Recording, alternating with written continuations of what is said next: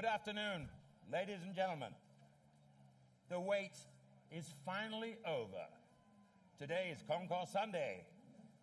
The 71st Pebble Beach Concours d'Elegance is proud to bring you the finest cars from around the world to compete for the 2022 title of Best of Show. Already heading over the ramp is a 1962 Ferrari GTO Scaglietti Berlinetta. Our master of ceremonies is Derek Hill, and this is his 7th year of hosting our event. But he has attended alongside his father, Phil Hill, for many years, and the first time he came was the year before he was born. Currently working in Modena, Italy, on an upcoming film, Ferrari, he uses his technical racing background to help bring history to life, retracing the courses that played a pivotal role in the shaping of the success of Ferrari's race team as we know it. Please give a round of applause for our very own Derek Hill. Wow, Pebble Beach. What a pleasure it is to be back and to arrive on the ramp in one of my all-time favorite cars. Let's see if we can get a rev from Dave McNeil.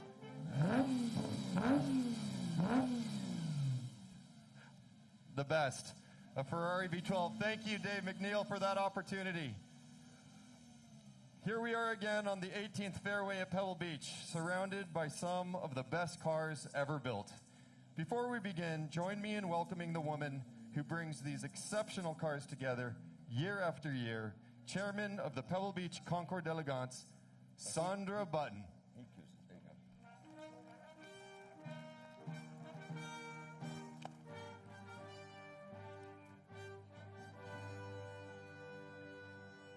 Sandra and her team have put together a truly outstanding group of cars. In doing so, she's raised over $2 million. This year alone for local charities, here she comes now in this 1932 Lincoln KB Murphy Roadster, owned by John Mozart. Ladies and gentlemen, Sandra Button. Thank you, Colin.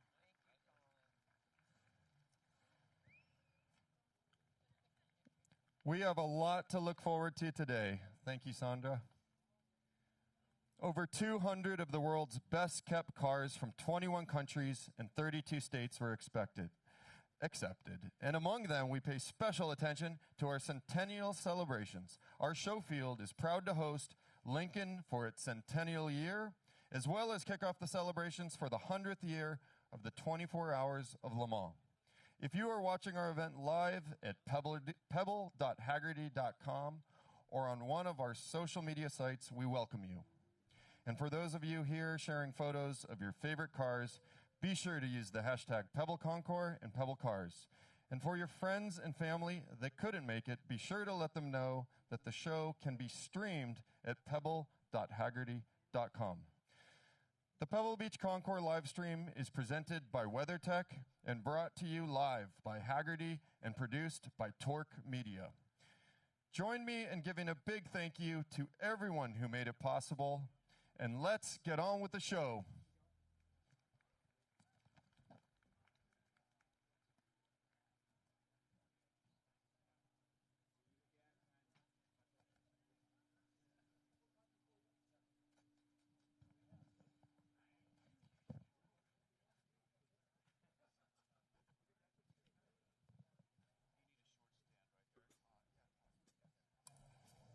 Ladies and gentlemen, our first car in the Parade of Elegance is a 1948 Talbot-Lago T26 Grand Sport by Ferrari. The owner is the Monday Auto Collection in Austin, Texas. Built between 1948 and 1951, the Talbot-Lago T26 Grand Sport is on a short chassis, and it was the last of the Talbot-Lagos to be offered as a bare chassis only. Ferrari bodied 3 of these creations, and this is the first of 2 coupes, while there is also a cabriolet. The other 2 cars share many characteristics, but this is a one-off and is distinct and dramatic, with a high belt line, low fenders, and a sweeping fastback.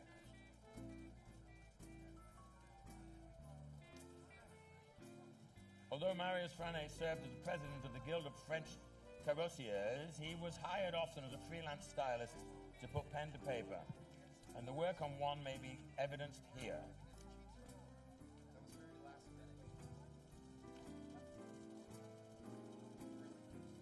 original owner of this car was listed as Mr. Charpentier, who there are rumors that he lived in Switzerland, but very little is known about the car's early history. We gotta go.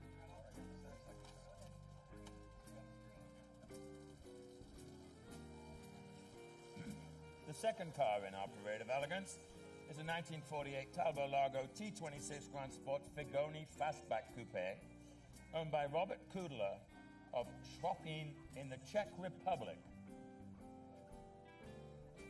Robert brought two cars to us today from the Czech Republic, and this Talbot-Lago T26 Grand Sport was born on a short chassis while at the conclusion of World War II, when Antonio Lago decided to produce an exclusive road-going sports chassis with a very powerful 4.5-litre six-cylinder engine that could be bodied by a few of the surviving post-war European coach builders.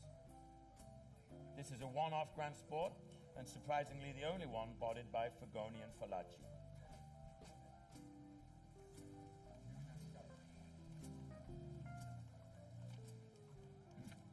The third car in our parade of elegance is a 1948 Talbot-Lago T26 Grand Sport Sauchik Fastback Coupe, owned by the Kussler family of Arvada, Colorado.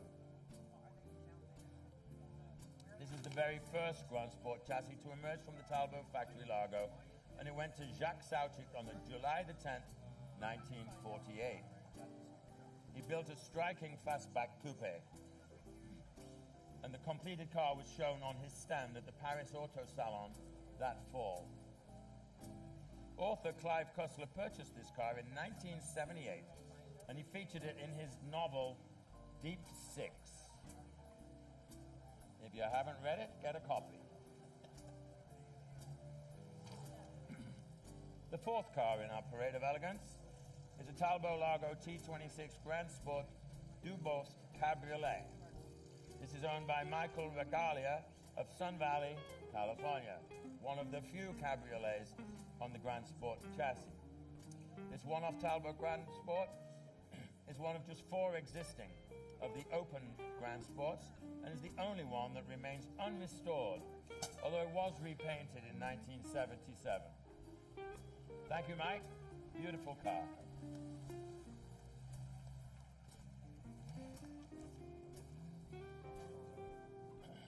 Our next Talbot-Lago T26 Grand Sport is a Pennock Coupe, owned by Steve and Marilee Hamilton.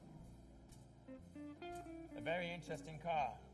Just 32 Grand Sports were constructed on Talbot chassis, and each one is completely unique. This particular Grand Sport is the only one bodied by the Dutch coach builder Pennock. In fact, it was the last body built by the company before it closed down in 1952. And Pennock showed it at the 1952 Amsterdam Motor Show. Thank you, Steve. What a beautiful car. Wait.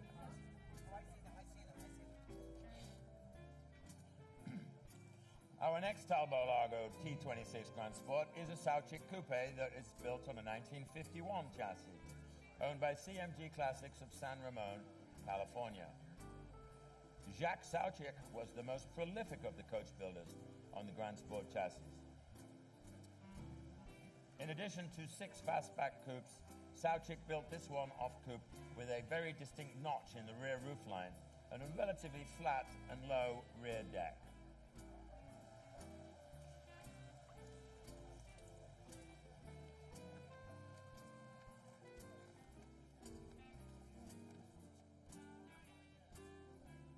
The next Grand Sport is a 1951 Stabilimenti Farina Cabriolet, owned by Merle and Peter Mullen of Los Angeles, California. Hi, Merle. How you doing?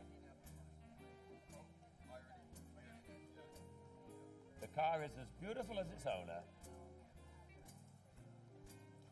This Talbot-Lago was the last 2.8-meter chassis to leave the Talbot factory and is the only Talbot-Lago Grand Sport to receive its first body from an Italian coach builder, Stabilimenti Farina. The chassis was purchased by a Portuguese industrialist who invited many top design firms to submit proposals for a 2-seater cabriolet, and Farina won out. Thank you, Mel, for bringing the car today.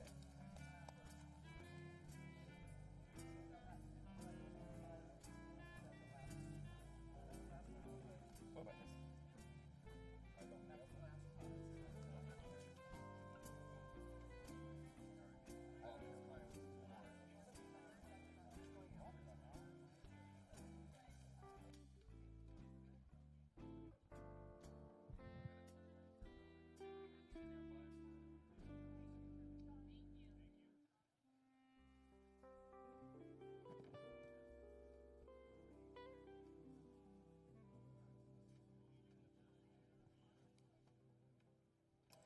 What a beautiful parade of elegance that was. However, you're about to see a lot of elegant cars.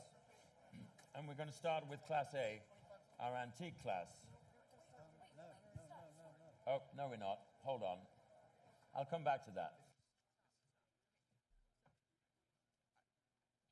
He just did a spiel. We're going to go right into honorary judges. Right? Is this it?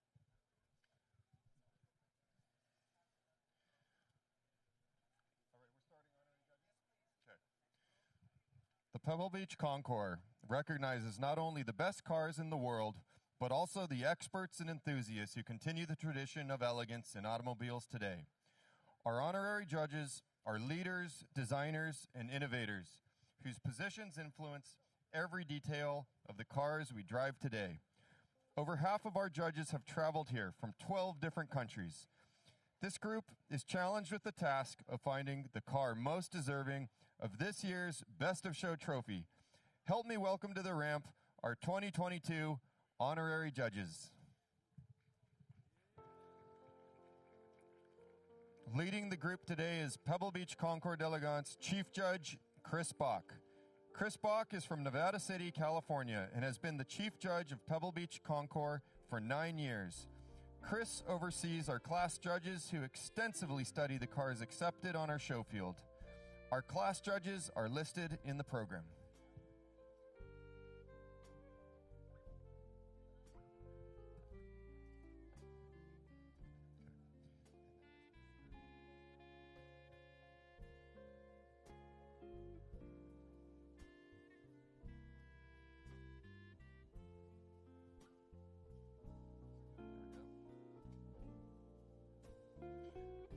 Starting off, Alfonso Albeza from Franklin, Tennessee, Vice President of Global Design, Nissan. Dave Amantea from Cambiano, Italy, Chief Design Officer, Automobili Pininfarina. Silvio Angori from Cambiano, Italy, CEO, Automobili Pininfarina. Achim Anscheit from Molsheim, France, Director of Design, Bugatti Automobiles. Valentino Balboni from Ferrara, Italy, former Lamborghini Research and Development Test Driver. Manvendra Singh Barwani from Indore, India, founder of Barwani Motorworks.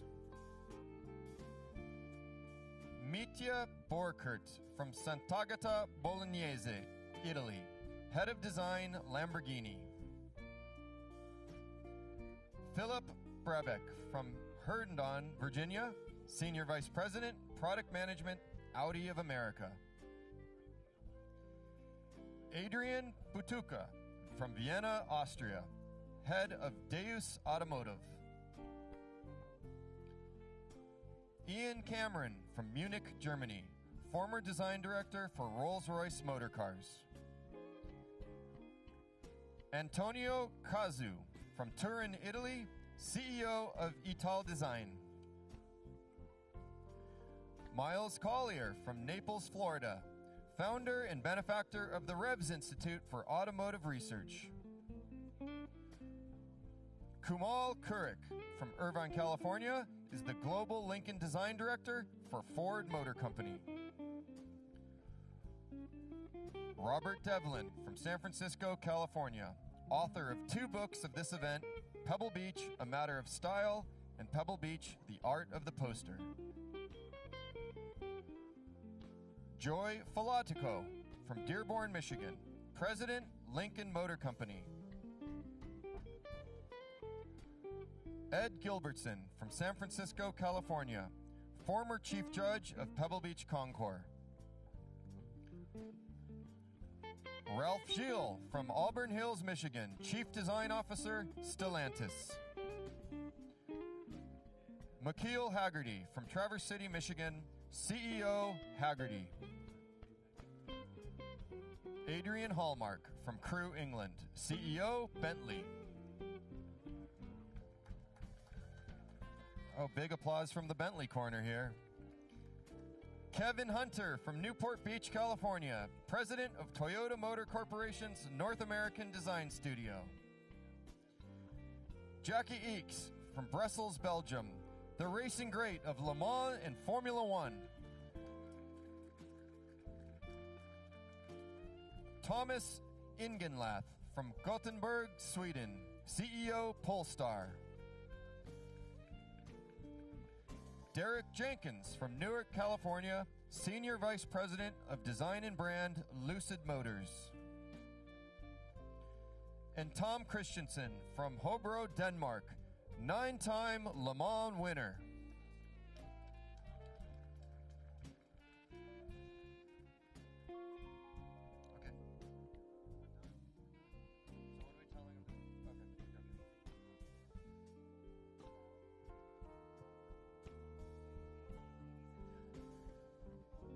Thank you, ladies and gentlemen, and now for our next group. And more about the accomplishment and current roles of the judges introduced today can be found in your 2022 program. The second group of honorary judges is led by Chief Honorary Judge Stephen Brower. Stephen Brower is from St. Louis, Missouri, and is Chairman and Chief Executive Officer of Hunter Engineering Company.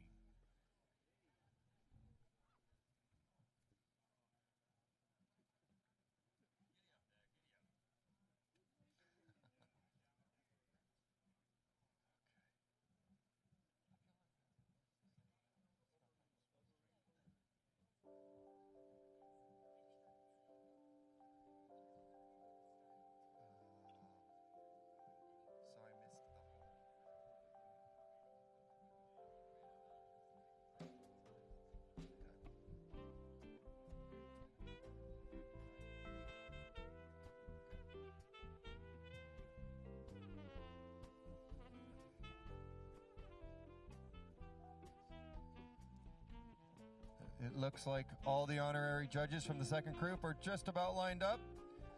So why don't we get started with Mr. Grant Larson from Weissach, Germany, Director of Special Projects, Porsche.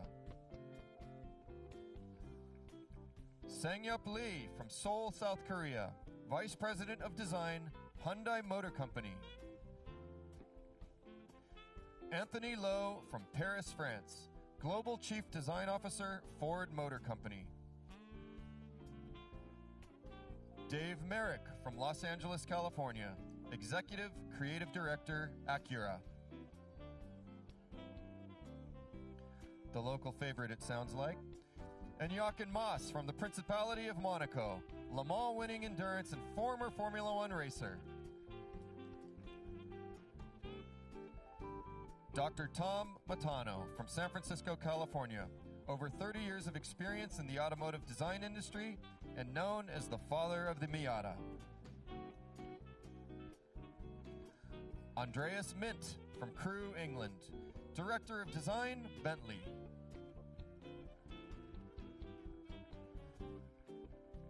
Torsten Müller-Otvos from West Sussex, England, CEO, Rolls-Royce. Professor Gordon Murray, CBE, from Surrey, England, Executive Chairman, Gordon Murray Design.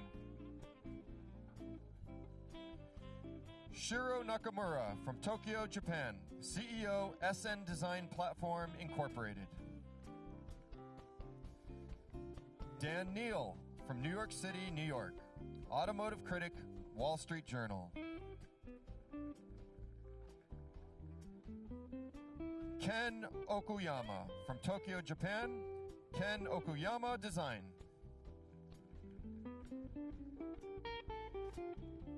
Merrick Reichman from Gaydon, England, Director of Design, Aston Martin.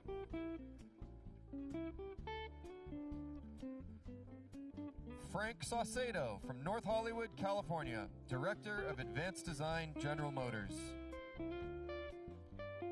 Michael Simcoe from Warren, Michigan, VP Global Design, General Motors. Lynn St. James from Phoenix, Arizona, former professional race car driver.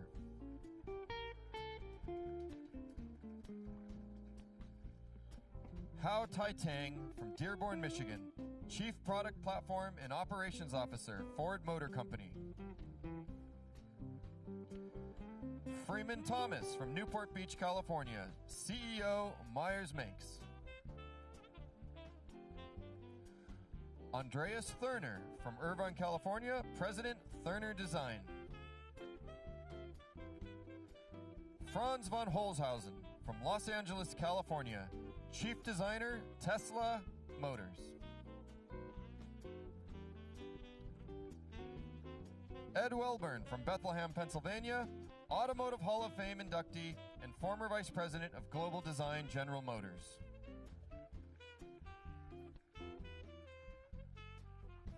Stefan Winkelmann from Molsheim, France, Chairman and CEO, Bugatti Automobiles. David Woodhouse from San Diego, California, Vice President of Design, Nissan.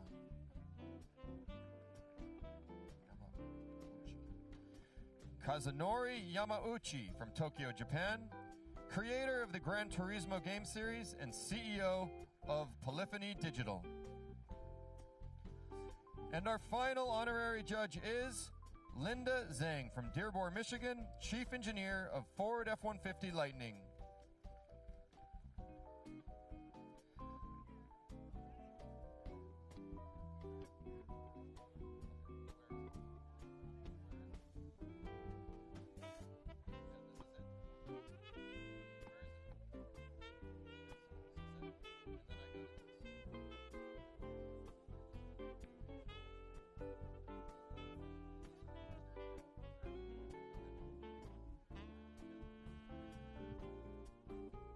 Thank you, ladies and gentlemen.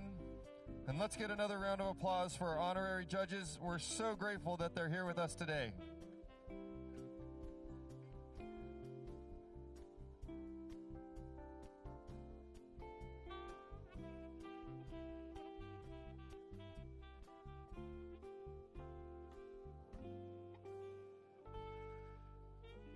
The cars headed over the ramp next were chosen by our class judges to represent the best in their class. Those who are first in class will advance to the winner's circle, where they will wait for the judges to turn in their final ballots and declare this year's Best of Show winner.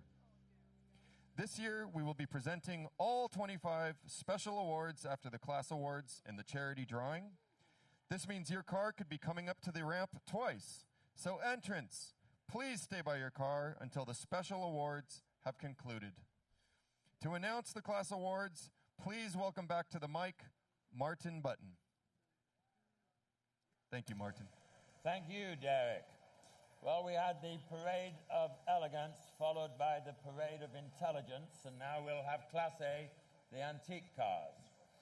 And third in class is the 1911 Rambler Model 65 7-passenger touring, owned by Joe and Janice Conzier of San Marino, California. The Rambler Company of Kenosha, Wisconsin, produced one of the most luxurious automobiles of the early 20th century. Recognized by the slogan, "The comfort of the parlor and the speed of the express train." This glorious example is believed to be the sole existing Model 65, and is quite possibly the only one built on a 128-inch chassis. Note the huge 41-inch tires necessary for navigating the rutted roads of the early 1900s. Luckily for us, the inaccessibility of replacement tires caused this Rambler to be retired for much of its life under the original ownership of a Mr. Johnston, who kept the motor car from 1911 till 1963. Thank you, Joe and Janice, for bringing the car today. Second in class, we have a 1910 Rolls-Royce Silver Ghost Fuller double Pullman limousine, all the way from Harrogate in the United Kingdom, and entered today by Mr. John Bentley. And there he is, in all his glory. Hi, John. This spectacular Silver Ghost was ordered by Douglas Fletcher in Scotland and coached by A. Fuller, Coachworks of Bath, England. And it is affectionately known as the Fuller and is believed to be the earliest Silver Ghost fitted with electric lights. This car lived in Scotland for many years before it came to the United States and then went back to the UK.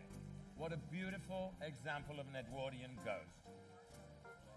And first in class, Mr. Charles Nurburg of Dallas, Texas, with his 1911 Lozier Type 51 Lakewood Touring. This magnificent Type 51 has 9.1-liter six-cylinder T-head engine, and it was renowned for its sophisticated engineering and performance. Thank you, Charles, for bringing the car today all the way from Dallas, Texas.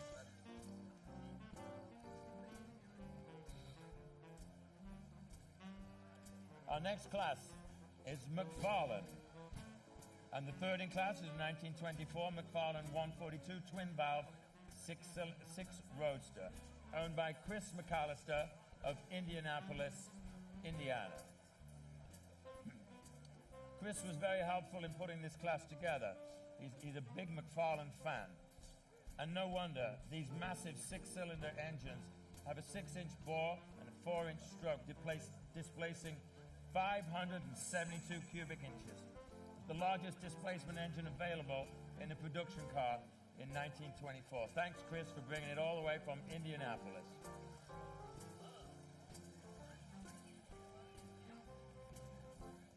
Second in class is a McFarland Twin Six Phaeton, owned by Johnny and Christine Crowell of San Ramon, California. And they've got a car full there. The 1926 McFarland, chassis number 23407, is believed to have belonged to boxer Jack Dempsey. It is thought to be the only remaining McFarland of this year and body style. The car was previously owned and restored by the Imperial Palace Collection and more recently by Robert Jepson.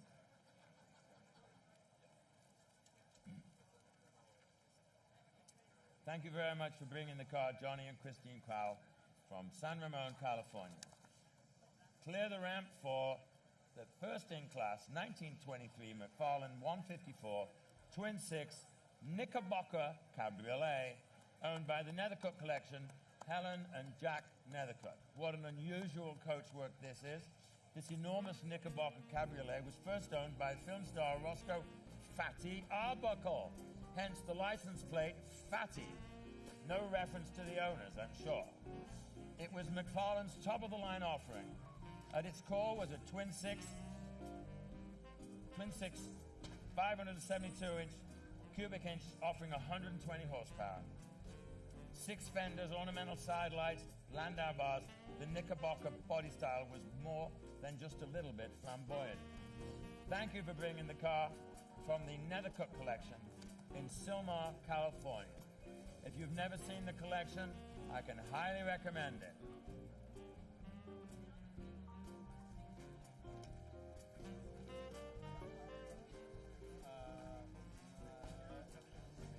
Next, we have the American Classic class and the 1930 Stutz LeBaron Torpedo, speedster owned by Larry Carter of Los Gatos, California. What a beautiful hat you have there, Juana. It just matches your car perfectly. This Stutz Torpedo Speedster debuted on August the 27th in 1929 and was touted as an ultra-sport, streamlined, 2-passenger, high-speed automobile, the embodiment of the spirit of modern youth. That must be because you're so young, Larry, I'm sure. Okay, 1929, one of these cars finished 10th in the Indy 500. A beautiful Stutz.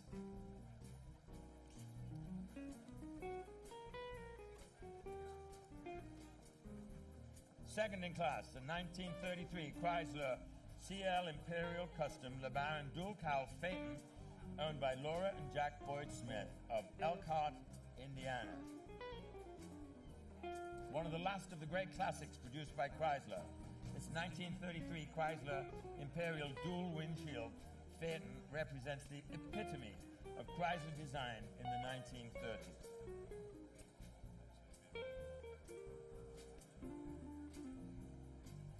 According to the original build sheet, this car was delivered on June the 15th in Indianapolis, 1933, where it stayed for much of its life. Thank you very much, Laura and Jack, for bringing the car today. And first in class is also a Chrysler, a 1933 CL Imperial Custom, de Villiers Cabriolet, owned by Mary and Ted Stahl and Mark Hyman of Chesterfield, Michigan, and Mark, of course, from St. Louis, Missouri. This Chrysler CL Imperial Custom is one of 151 flagship CLs constructed in 1933. 6 of them were sold as a bare chassis and bodied by independent coach builders, as was this.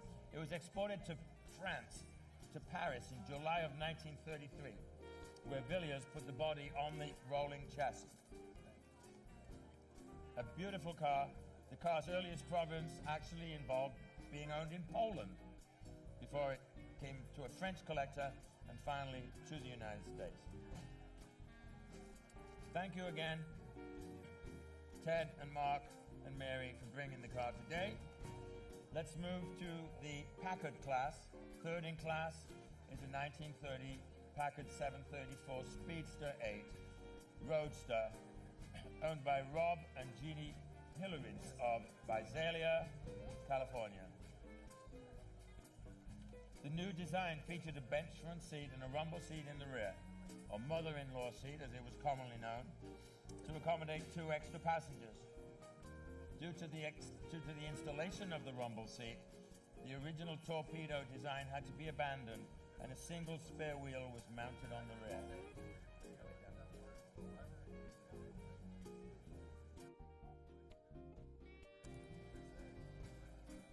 Second in class is a 1930 Packard 745 Deluxe 8 Roadster, owned by Joe and Margie Cassini of West Orange, New Jersey. While the Great Depression took its toll on all automakers, Packard succeeded in maintaining a position of prestige in the American luxury car market, and its 7th series of offerings included the 745 Deluxe 8 Roadster. Powered by a 384 cubic inch engine and with 106 brake horsepower and a top speed of about 80 miles an hour. Thank you, Joe and Margie, for bringing the car today. It's magnificent. Hi, Caroline. And the first in class for Packard is a 1938 Packard 1608 12 Ralston Town car, owned by Bob Tiffin of Red Bay, Alabama. This Series 1608 Packard is one of only 3 known to survive. The coachwork is by Rolston of New York, who produced some of the finest and most expensive coachwork on Packard chassis. Rolston was renowned for specializing in formal town cars, with a liveried chauffeur driving while exposed to the elements. This lovely town car sports a 473 cubic inch L-head V12 engine, producing 175 horsepower, 3-speed selective synchromash manual transmission, and a 139-inch wheelbase. Thank you so much, Bob, for bringing this magnificent town car today.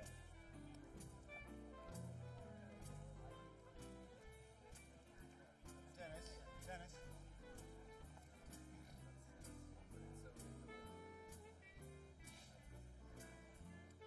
Our next class today is Lincoln V8, a 1926 Lincoln L. Willoughby Berlin Launderette, owned by Max Neary of Sherman Oaks, California. This sweet Lincoln is one of just 10 built with a Berlin Launderette body by Willoughby, and it's believed to be the only complete surviving Lincoln with this body. The car's original owner was Mary C. of C's Candies, Los Angeles. What a sweet car.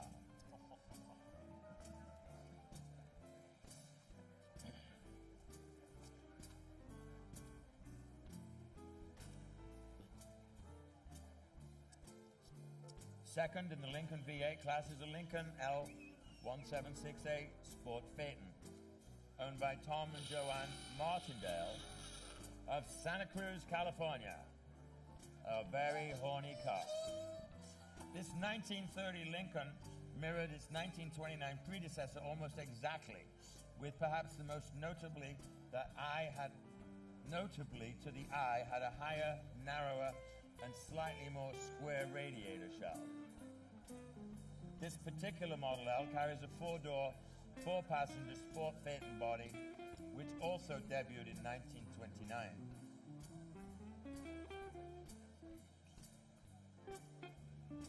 This Phaeton originally came to California, so it's quite appropriate that it now lives in Santa Cruz. First in class, a 1928 Lincoln L. Holbrook fully collapsible cabriolet, owned by Bill and Dee Kuttel of Capitola, California.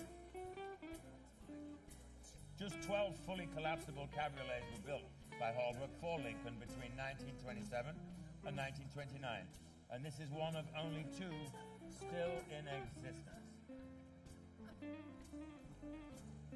Holbrook was a very reputable New York coach builder, was in expansion mode throughout much of the 1920s, and built bodies on quite a few Lincolns. The most popular body style was the collapsible cabriolet.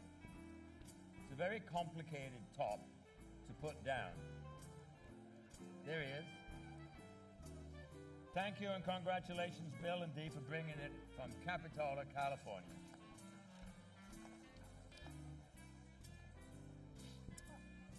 Next, we go from V8 Lincolns to V12 Lincolns. And the third in class is a 1936 Lincoln K330 LeBaron convertible roadster.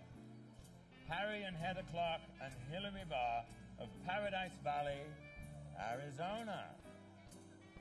When this LeBaron convertible roadster exited the factory, it headed straight to Hollywood. It's the 14th of 20 such roadsters built on a Lincoln Model K in 1936. And it was purchased by a fan dancer, Sally Rand. She was pretty hot, I hear. Several decades later, the roadster was still in Los Angeles and still completely intact, including its leather interior and top, but in need of much loving care, which it received after it was purchased by Hilliard Barr in 1972. Thank you so much for Heather. Whoop, the wind is blowing my stuff here. Harry and Heather for bringing the car, and Hillary for bringing the car from Paradise Valley, Arizona. Our next V12 Lincoln is a KB Murphy Roadster owned by John and Heather Mozart of Palo Alto, California. The Lincoln KB was the flagship model for the whole of the Ford Motor Company in 1932, with its smooth-running V12 engine and a wide array of beautiful body styles. It had few rivals at that time. It was magnificent when used around town or as a fast tourer. This is a very fast Lincoln, I can assure you. Around 1,500 KBs were built in 1932, and this is the first and only surviving example of the 5 roadsters bodied by Murphy in Pasadena, California. Thank you for bringing the car today. Bergie, you look good in that. Our first in class Lincoln today, Lincoln V12, I should say, is a KB Murphy dual cowl phaeton. This is owned by Beth and Ross Myers of Boyertown, Pennsylvania.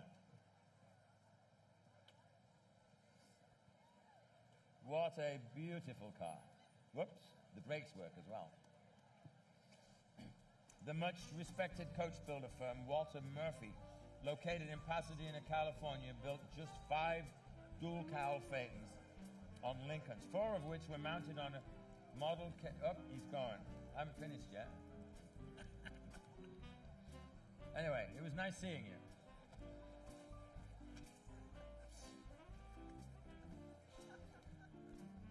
Have a nice day.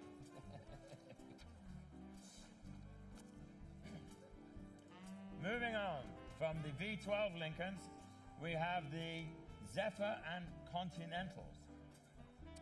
And third in class is a 1956. Bring up the 1956 Lincoln Premier Convertible, owned by Ray Kinney and Jeff Wilden of Dallas, Texas. This is the Yeehaw car. How you doing, cowboys? This car featured a 368 cubic inch Lincoln V8, modern styling, and a face that leaned forward into the future for Lincoln.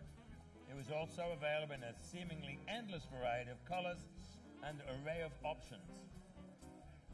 I wonder how many they painted that color. What a bright car. It's a ray of sunshine on a gloomy day.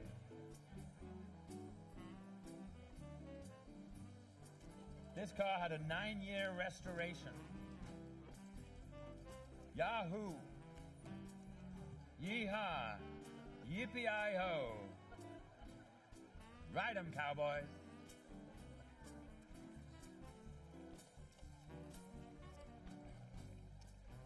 Second in class is a Lincoln Continental convertible owned by the Academy of Art University in San Francisco, California. You will notice this suicide 4-door convertible, the only cars ever built with that configuration. One of the largest convertibles ever available. The 1961 was virtually identical to the 1962, and the Lincoln Continental took a totally new styling tack, reflecting European influences.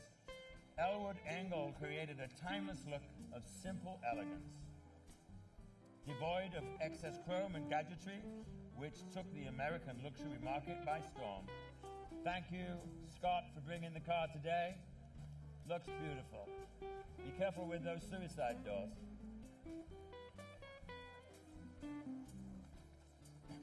And the winner, first in class, of the Lincoln Zephyr and Continental class is a Continental Mark II hardtop coupe.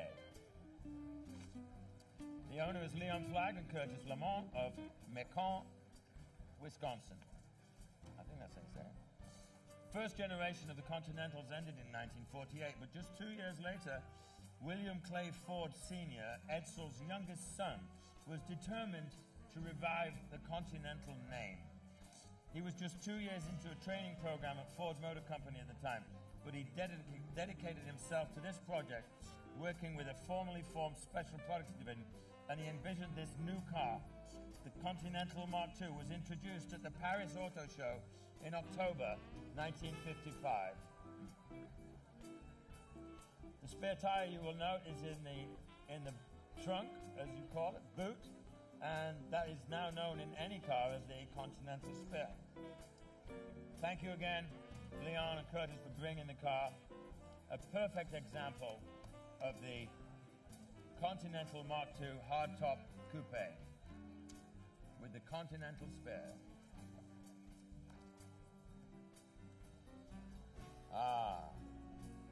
Unorthodox propulsion. And third in class is a 1912 Roche & Lang electric roadster. That's why you can't hear it. This is owned by the Audrain Collection, Newport, Rhode Island. This electric roadster was originally owned by Elizabeth Cunningham, mother of race car driver Briggs Cunningham. It's a very rare example of a well-preserved Roche & Lang Roadster, advertised as noiseless, odorless, and clean. Something we aim for in today's cars too, I'm sure. Around 1,200 of these were built in 1912, and whilst they were promoted as the easiest automobile on the market to operate, it was also one of the most expensive. Thank you for bringing it all the way from Newport, Rhode Island. Stop. Ding, dong. Second in class is a personal favorite of mine, a 1963 Chrysler Turbine Ghia Coupe, owned by Mary and Ted Stahl of Chesterfield, Michigan. Yes, that is a jet engine driving that car, ladies and gentlemen, a turbine jet engine. It will run on various alternate fuels too. You can run it on diesel, kerosene, jet fuel, perfume, peanut oil, soybean oil, and we've been told tequila. Although I think it's more likely that tequila would be in the car than in the tank. They built 55 of these cars, including 5 prototypes, and 50 were for the public use. I believe today they were all destroyed except for 9, and I believe today this is the only one still operating. 5 still operating? Well, it's the only one still operating here. Hear that thing go. It just whines. It's beautiful. Thank you for bringing it today all the way from Chesterfield, Michigan. What a beautiful design. And you can't hear it, but the next in class, first in class, is 1907 Columbia Mark X1X Surrey, owned by Mark Hyman of St. Louis, Missouri. Is he in there somewhere? No? Okay. Sean, good to see you. Thanks for bringing the car. This vehicle is believed to be the only Columbia electric Park Surrey still in existence. Collecting ribbons there. Electric automobiles were extremely popular in the early 1900s, especially in urban communities, accounting for about 1/3 of all automobiles in cities such as New York, Boston, and Chicago. They were particularly favored by ladies, as you didn't have to hand crank the engine at that time. In 1907, this Columbia cost $1,900 and would have served as a private carriage for trips to the opera and Sunday jaunts, with only a very limited distance due to the range. Thank you again, Mark, wherever you are, for bringing the car today. First in class.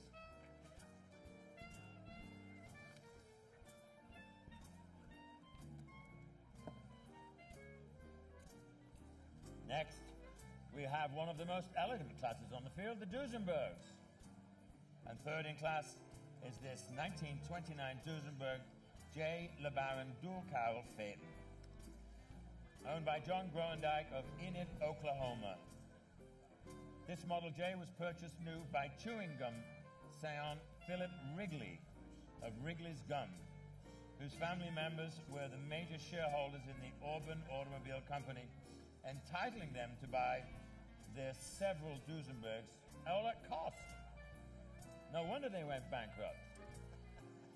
Mr. Wrigley personally traveled to Indianapolis to oversee the construction of this car. Chewing gum all the way.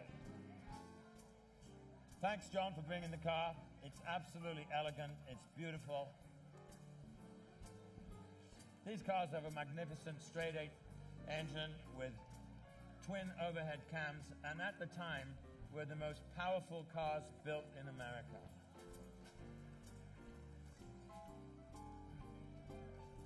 Second in class is a Duesenberg J. Murphy dual cowl Phaeton, owned by Valerie and Aaron Weiss of San Marino, California. The Walter Murphy Company of Pasadena, California, it was the coach builder. It was highly regarded for its clean, stylish designs, particularly on the Duesenberg chassis. This car is one of 3 Model Js fitted with this unique version of a dual cowl Phaeton, featuring an innovative two-piece butterfly rear cowl, a windshield that articulates out of the way to allow the passengers to enter and exit. Thank you both for bringing this fabulous car today. It's very beautiful.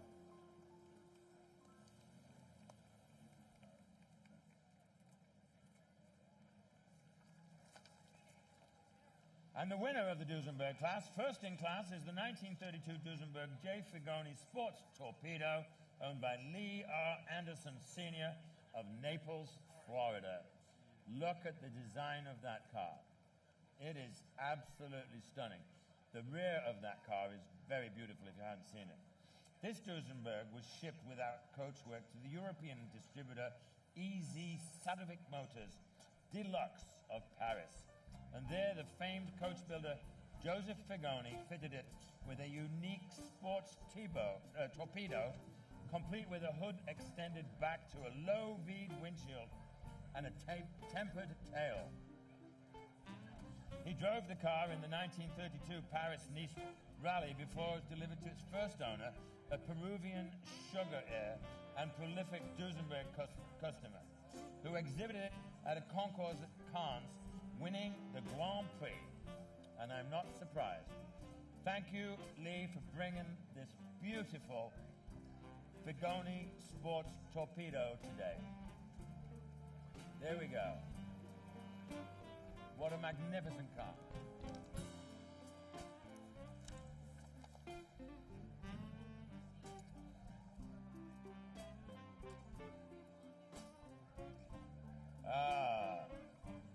Now we go to Rolls-Royce.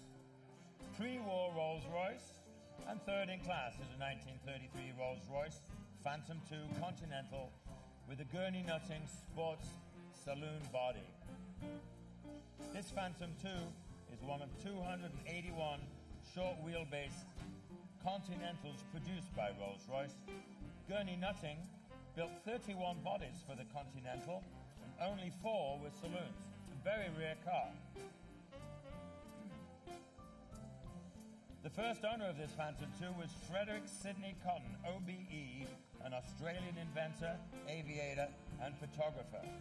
He was a combat pilot in the Royal Air Force, and he developed an early color film process as well as doing photographic renaissance.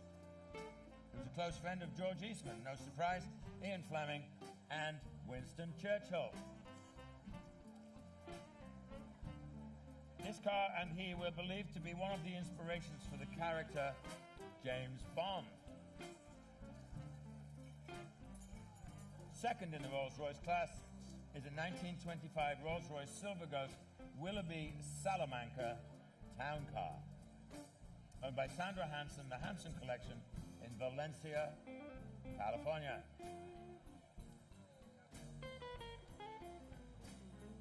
This 1925 Rolls-Royce is an early left-hand drive Silver Ghost built at the Rolls-Royce factory in Springfield, Massachusetts.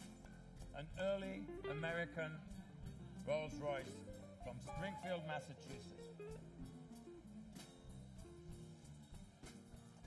And first in class, a 1934 Rolls-Royce Phantom II Continental Kellner Drophead Sedanka Coupe, owned by the Off Brothers Collection, William Johnston of Richland, Michigan. Very handsome car. This Continental was fitted with a Van Vuren body in 1933. It came with Andre Harford adjustable shocks, a very special order, and a large face speedometer and tachometer, which was very unusual on a Rolls-Royce of any era. This was restored in 1990 and made its original debut here at Pebble Beach Concours and was named the Gwen Graham Most Elegant Open Car Award. Thank you, Off Brothers Collection, William, for bringing the car from Richland, Michigan. What a beautiful car. Beautiful proportions on that car.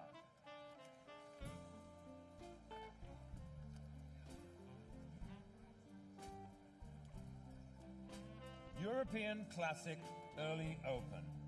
And third in class is a 1930 Lancia de Lambda Carlton Carriage Company Drophead Coupe owned by Filippo Sole of Milan, Italy. Filippo drove this car from New Jersey to Pebble Beach. All the way. That was a feat. And he wrote a book about it. It's a very interesting book. He stopped in some very interesting places. A great journey. And he tells me he's going to do it again next year. Is that right, Philip? Thank you very much for bringing it. It's a fabulous car.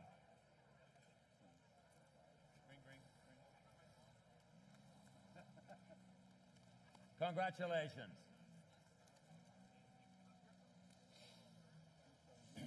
Second in class is a 1927 Bugatti Type 38A Figoni Tourer owned by Gerald and Teresa Alexander of Irvine, California. What a pretty, petite car this is. Bugatti launched the Type 38 in 1926, and they built 387 examples, but only 54 of them were supercharged. And as in this case, one of very few remaining. The most desirable superchargers were called 38A, and they featured a slightly extended hood, or bonnet, as we would say. Increased brake diameter and a few other subtle upgrades. It's powered by a 2-liter straight 8 engine with a 4-speed manual gearbox. This car was delivered new in Paris and resided primarily in Cheshire, England, and then in San Francisco, California. Thank you, Gerald and Teresa, bringing the car from Irvine, California. 1927 Bugatti Type 38A Figoni Tourer. Next year, ladies and gentlemen, we will be featuring Figoni as our featured coach builder. First in class, Joni and Scott Creans of Saratoga, California, presenting their 1931 Bentley 4.5-liter Vandenpla Tourer.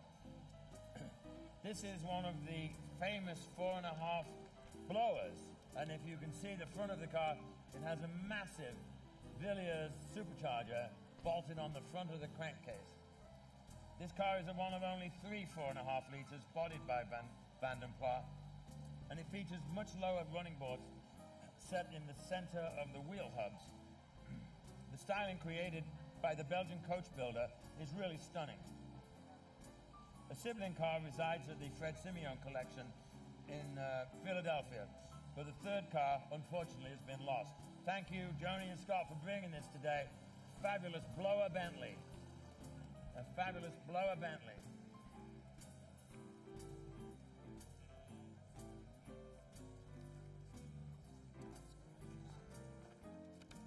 I'm losing my voice.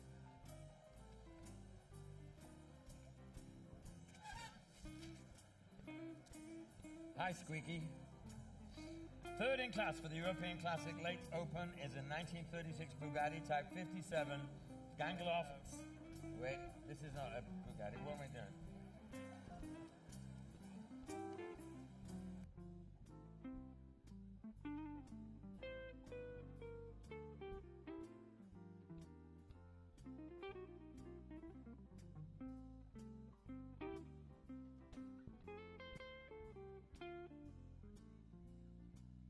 Okay, it seems we skipped a class there, so I'll start again. European Classic Closed, my apologies, is a 1937 Railton. A Railton Hudson Deluxe 8 Ripon Estates limousine, owned by Chris and Laura Maloney. I think we got the right car. It looks great. You don't see many Railtons, so it's pretty... This is a one-of-a-kind estate limousine. It's the longest Railton ever built. The Ripon brothers founded it in 1555. Originally served as a coach builder for Queen Mary and Queen Elizabeth. They created their first car body in that must be 19. There's a mistake here, ladies and gentlemen. Never mind, I'll move right along. This car includes Andre telecontrol and adjustable shock system, which was dash mounted. Built on scissor jacks with a first aid kit, and just in case you need it, a fire extinguisher. Thank you so much for the bringing the Railton today, and my apologies for calling it a Bugatti. How disgusting.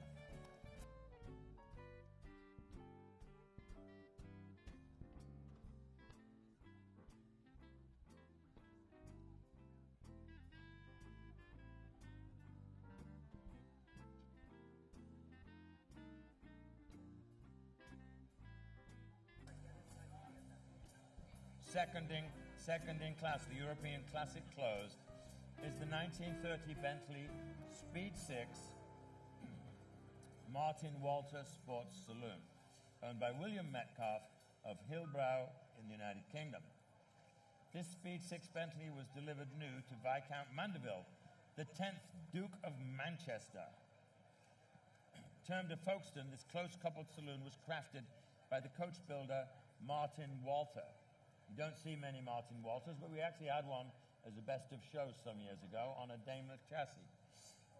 The only sister car to be exhibited at the Olympia Motor Show in 1929, this saloon was designed to accommodate 4 passengers who are at least 6 feet tall. It was also reported that in view of the potential speed of the car, Sorbo rubber was employed in the upholstery to absorb vibration. Is that true? He says it's true. It's true. Thank you, William, for bringing the car. A very elegant Bentley. Speed 6, 6.5-liter engine, straight 6, 200 horsepower.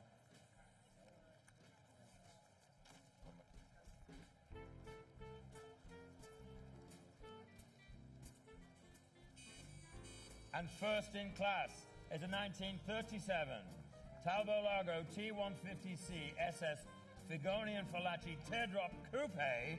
It's hard to say all that in one breath. Brought to us today by the Pearl Collection, Fritz Burkhardt of Switzerland.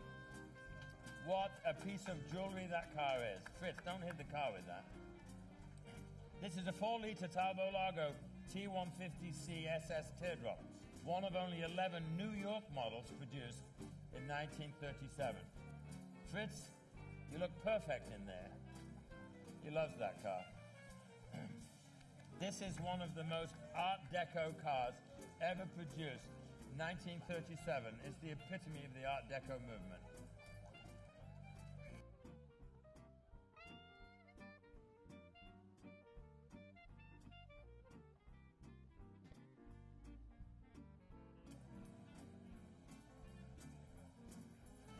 We're now moving to the pre-war preservation class.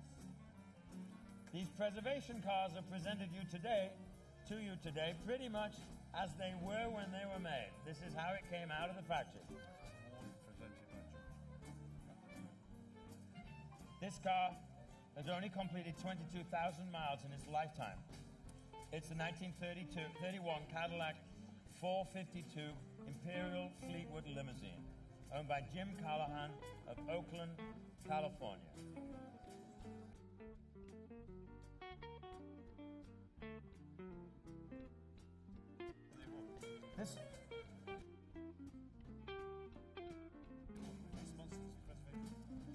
It was purchased new by a publisher and politician and utility tycoon Ira Copley, who served in the U.S. House of Representatives from 1911 till 1923.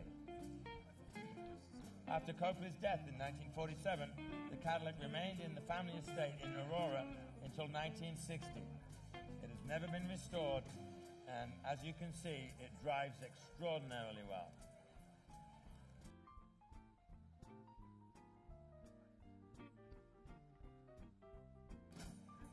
Thank you so much for bringing the Cadillac 452 all the way from Oakland, California.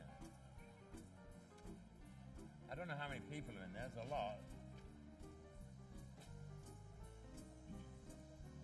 Second in pre-war preservation is an absolutely astonishingly original, untouched 1932 Alfa Romeo 6C 1750 GTC Stabiliamenti Farina Cabriolet.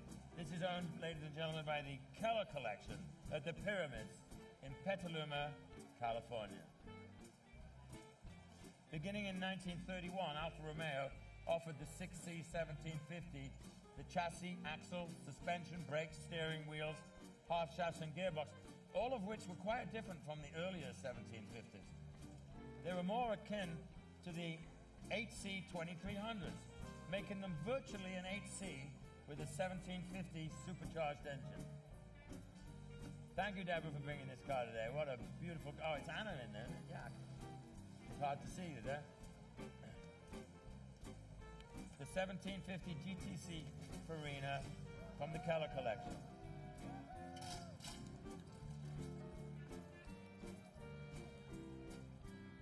And this beast, first in class, is a 1921 Hispano H6B Chevy Phaeton, owned by Chuck Rimmel of Villanova, Pennsylvania.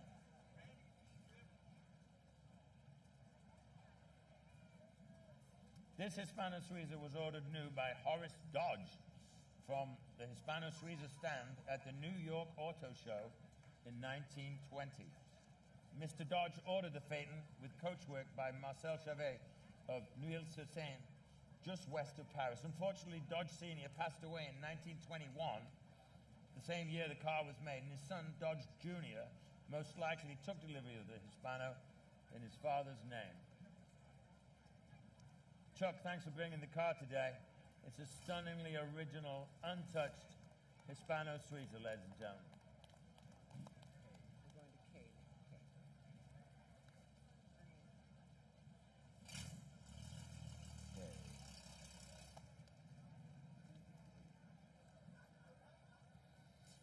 Ladies and gentlemen, our parade of excellence today was the Talbot-Lago Grand Sports, and now we have the Talbot-Lago Grand Sport class. And third in class is the 1948 T26 Grand Sport Frane Coupe, owned by the Monday Auto Collection in Austin, Texas. These cars were only built between 1948 and 1951 on a short 265-centimeter chassis. And it was the last Talbot-Lago to be offered on this chassis only. Frane bodied 3 of these creations. This is the first of 2 coupes, while there's also a cabriolet.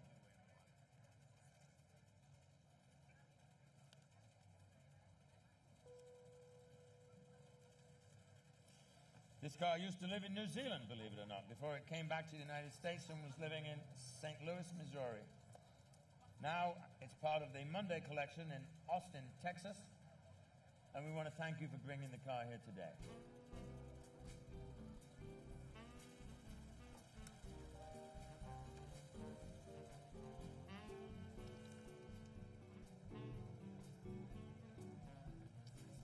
Second in class, 1948 Talbot-Lago T26 Grand Sport Sauchick Fastback Coupe, owned by the Kussler family in Nevada, Colorado. As I mentioned before, this car was purchased by Clive Kussler, the renowned novelist, in 1978, and it is featured in his novel Deep Six.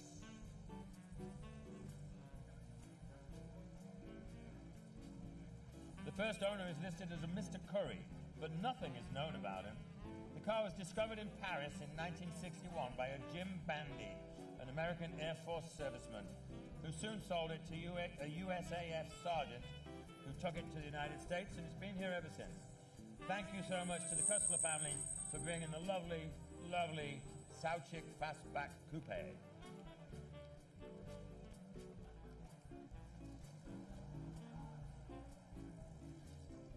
And first in class, the Grand Sport Stabilimenti Farina Cabriolet of the Mullen collection. Hey, put on the brakes there, Mel. Owned by Merle and Peter Mullen of Los Angeles, California.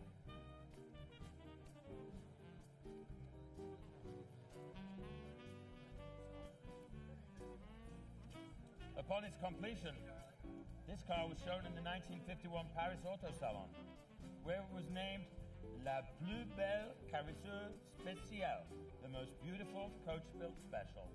Just like you, Mel.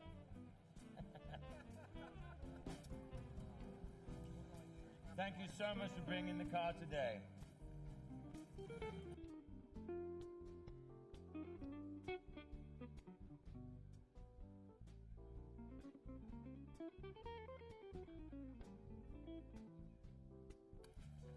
Okay, we're going to make a change of announcer here, and my friend and colleague Nick Waller is going to take over with the Ferrari classes. Go ahead, Nick. Well, what a chance, what an opportunity. Thank you, Martin. It's been a pleasure to listen to you this afternoon. Very entertaining. And yes, we are going to move to the first of our two Ferrari classes, the Class M1 for Ferrari Grand Touring. And third in class, oh yes indeed, is the 1951 Ferrari 340 America Ghia Coupe, owned by Jack and Debbie Thomas of St. Louis, Missouri. Well done, congratulations. This Ferrari is one of 23 examples on the 340 America chassis. And it was really the first Ferrari street car to use the powerful V12 engine designed by Lampredi. And it makes really for a landmark model in the whole Ferrari range. And it's one of just 5 340s, coach-built by the Italian Ghia. Wonderful, alloy body, beautiful lines, and really, what a fabulous color too. I'm a great fan of blue cars. Congratulations to Jack and Debbie Thomas, and thank you so much for bringing the car all the way from Missouri. Oh boy, in second place, one of the earliest Ferraris in the world, the 1948 Ferrari 166 Touring Barchetta, owned by the one, the only, Anne Brockington Lee from the Robert M. Lee Automobile Collection in Sparks, Nevada. This, ladies and gentlemen, is one of the lightest Ferraris ever built on the Superleggera, the super light style. Very lightweight aluminium bodywork. And really, it was the first Ferrari imported into the United States by the famous Canetti Motors in March 1949. What a beautiful car, what a beautiful owner. Congratulations to Anne. Happy days. See you very soon. In first place, congratulations to Peter Calico of New York, New York, for bringing his class-winning 1967 Ferrari 330 GTC Pininfarina Speciale. What a wonderful car. These are so stylish, so fast, and if you just can see at the front, the retracting headlights, a very modern feature for 1967. Pininfarina bodied just 4 of these 330 GTC cars, and is based on the GT platform of the 330 GTC. And it was first shown at the Brussels Motor Show in 1967. Very exceptional style, power, wonderful 4-liter V12 engine, one of the greatest Ferraris ever built, and a great Ferrari and a very worthy winner of the Grand Touring class here today. Congratulations to Peter Calico, and thank you for bringing it all the way across the country. It's been a treat to see it. Congratulations.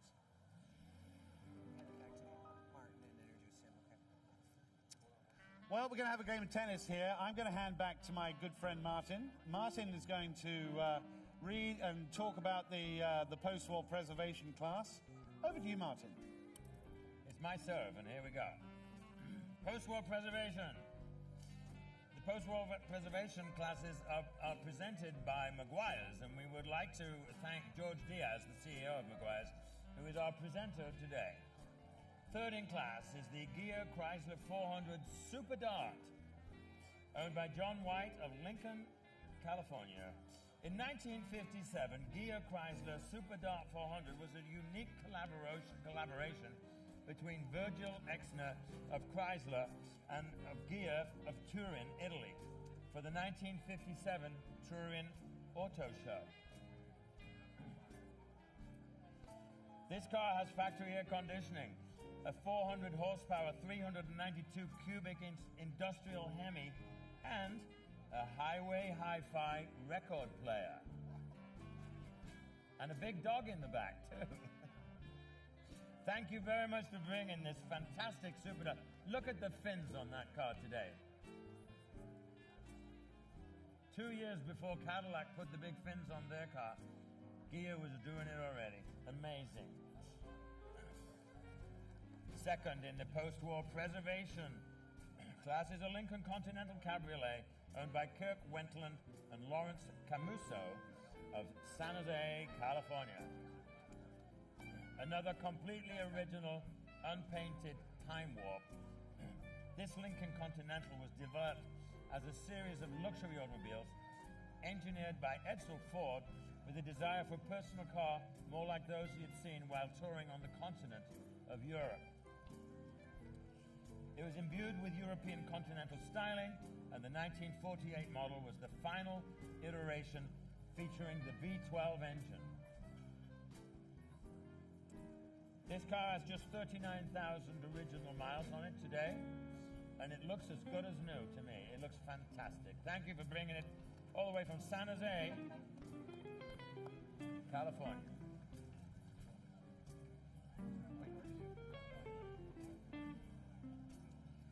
And the first in class for post-war preservation is a 1964 Porsche 904 Carrera GTS Coupe from the Audrain collection in Newport, Rhode Island. It's got the smallest windows. I'm not sure you can get the... Oh, there, it just fits. The 904 Carrera GTS features a four-cylinder Carrera Type 387 4-cam engine and was Porsche's first fiberglass-bodied car. These engines are renowned for being one of the most complicated engines ever built. Conceived to contest the 1964 2-liter class in the World Championship for makes, this car proved very successful, winning the Targa Florio and becoming a 2-liter world champion in 1964 and 1965. And you are looking at it exactly the same as it was when it raced. Never been painted, never been touched. I hope they never had to rebuild the engine because apparently it's a nightmare.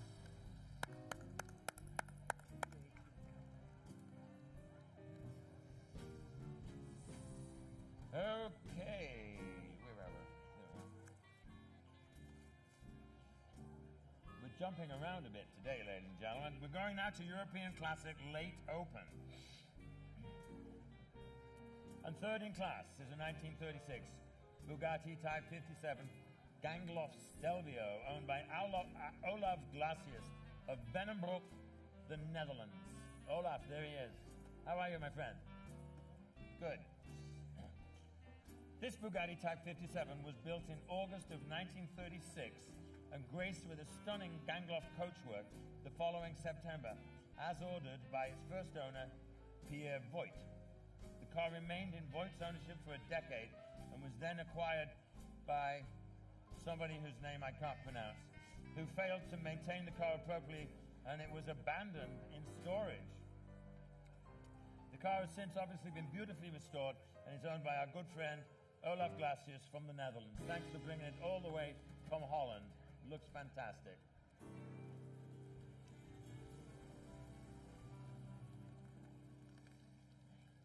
A Dutch delight. Second in class, 1933 Hispano Suiza, J12 Binderfeiten by none other than our chief honorary judge, Steve Brouwer, and his lovely wife, Kimmy. This 12-cylinder Hispano Suiza was delivered in 1933 to the New York real estate magnate Robert Walton Goulet of Paris and Chateau de Sandra-Court, Amblinville, France. That's a long address. With Lobodette 6-passenger limousine coachwork, all dressed in black, as are most of Mr. Brouwer's cars. Beautiful car, Steve. This car was sold to Marcel Boussac, a Parisian sportsman and a racehorse owner. It was believed to have been commissioned Binder to build the Phaeton body we see today. Thank you for bringing it all the way from St. Louis, Missouri. Lovely car. Okay, after this is my first question.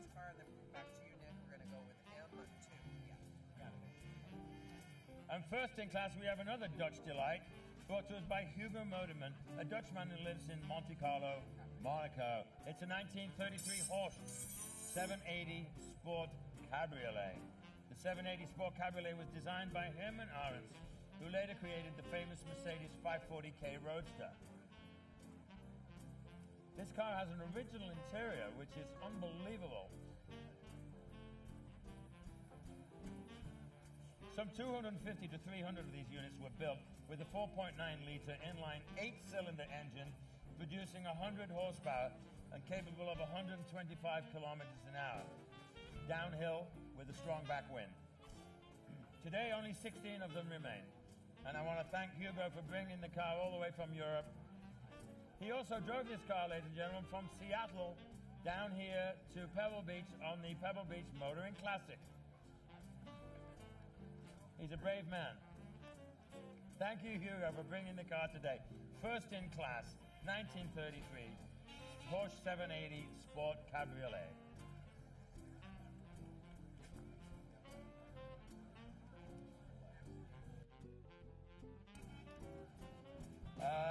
Now, returning to our game of tennis, I'm going to let Nick serve with the M2 Ferrari competition class. Go ahead, Nick. This is an exciting game of tennis. I've never played exciting tennis in my life, but I am now. It's wonderful. So, as Martin says, we're going to return to the Ferrari competition class with a very, very spectacular set of cars. I hope you saw them down on the field earlier this morning. One of the finest collections of Ferraris you'll see anywhere in the world. We're just going to prepare one of them. We've got 3 cars lining up. Ferraris can often be temperamental, like many Italians. Perhaps I shouldn't say that.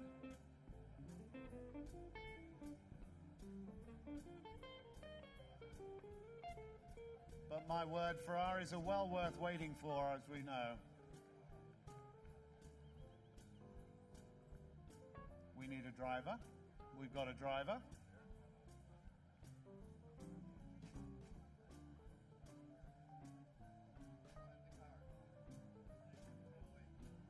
So, without further ado, in 3rd place, yes indeed, wow, goodness, one of the most incredible cars in the world. In 3rd place, it's the 1962 Ferrari 250 GTO Scaglietti Berlinetta Series 2, importantly, owned by Harry Yeagy of Cincinnati, Ohio.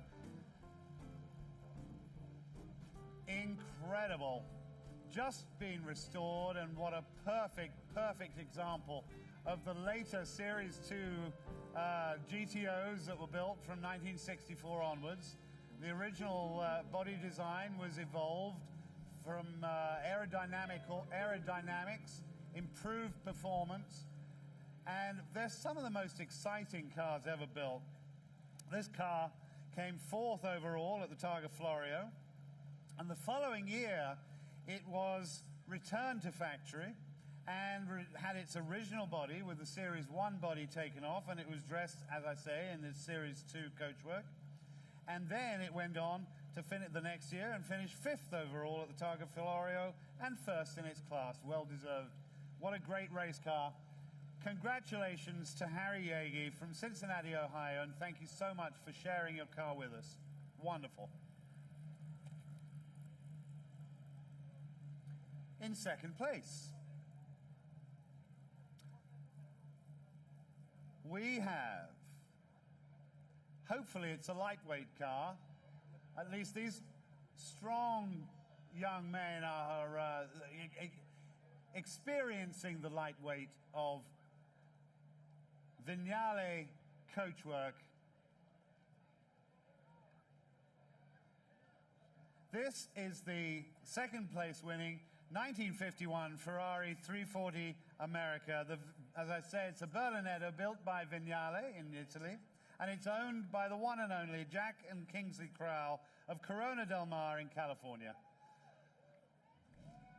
Vignale built 4 of these 340 Americans, and this was the first car to be finished in the series.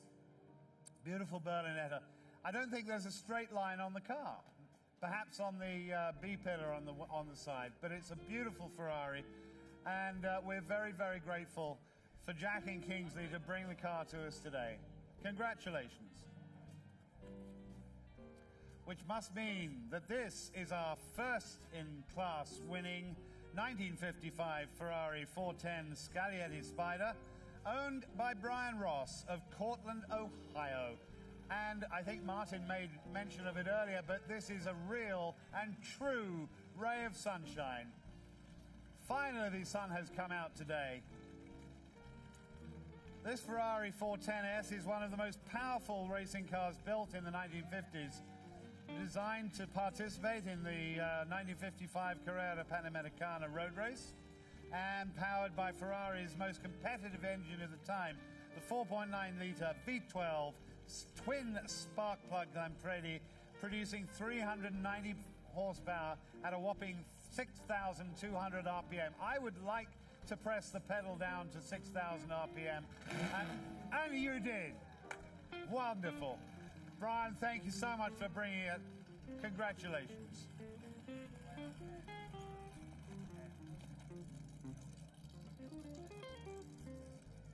And the next class is another Italian mark. Class N, the Alfa Romeo 8C 2300 class. And third in place is the 1934 Alfa Romeo 8C 2300 Figoni Cabriolet Decapotable, owned by Robert Bishop of Palm Beach in Florida. This car was completed in early 1934 and delivered to Figoni's Paris workshop, where it had this very elegant cabriolet body fitted. Figoni was famous throughout the world for this sort of style, and it's really set off, I think, beautifully on this 8C 2300 chassis. Beautiful car. Congratulations to Robert Bishop, and thank you so much for bringing it right across the country from Florida.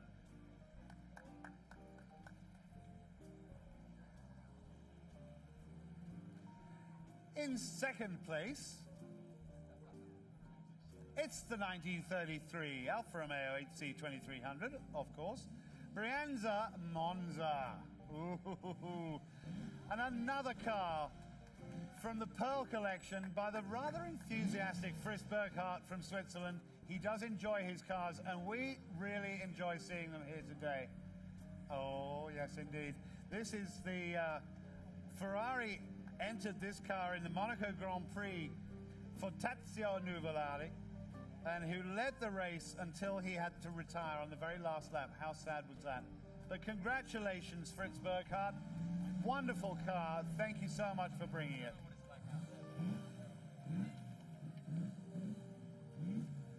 So, the first in class is the 1933 Alfa Romeo 8C, another Monza, open wheel, owned by the Auriga collection in Germany. This car, this Monza, was likely sold to Jean-Pierre Wimille, a famous French racer, and he campaigned it in a variety of events all over Europe. And it continued to be raced in 1934, driven by Ray Sommer, amongst others. Very famous drivers, a very famous car, and congratulations to the Auriga collection, and thank you for bringing it all the way from Germany.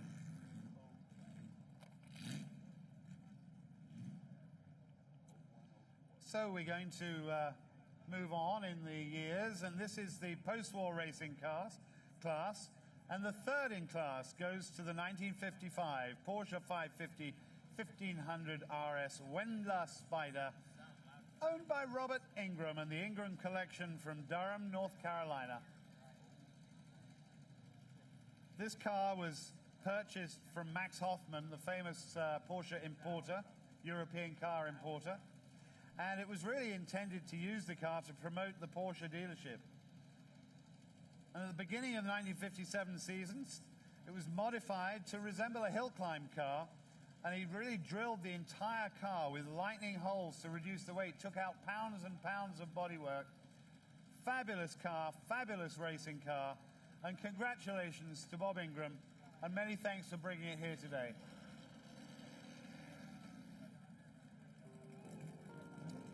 In second place, the 1963 Shelby Cobra Team race car, owned by Peter Klatt of the legendary motorcar company of Halton Hills in Canada. What a fabulous, fabulous example of the very famous Cobra mark.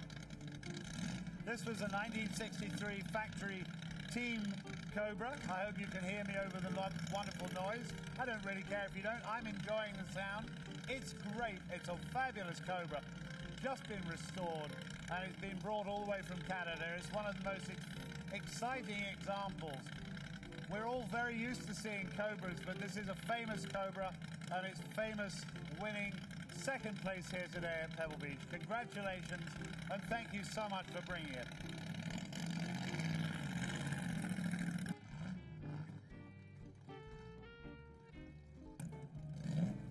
Oh my goodness, fabulous. This is very nice. First in class, the 1953 Aston Martin DB3S race car, owned by Wayne and Ruth Gray from Fife in Scotland.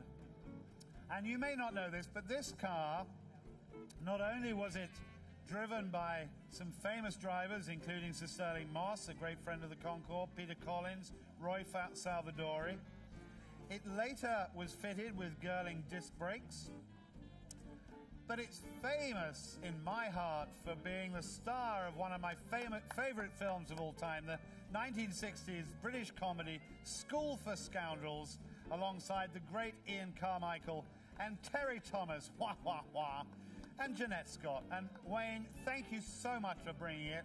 It's a pleasure to see the car return to its team racing livery. Beautiful, beautiful example of the great DB3S. Congratulations, Wayne and Ruth Gray.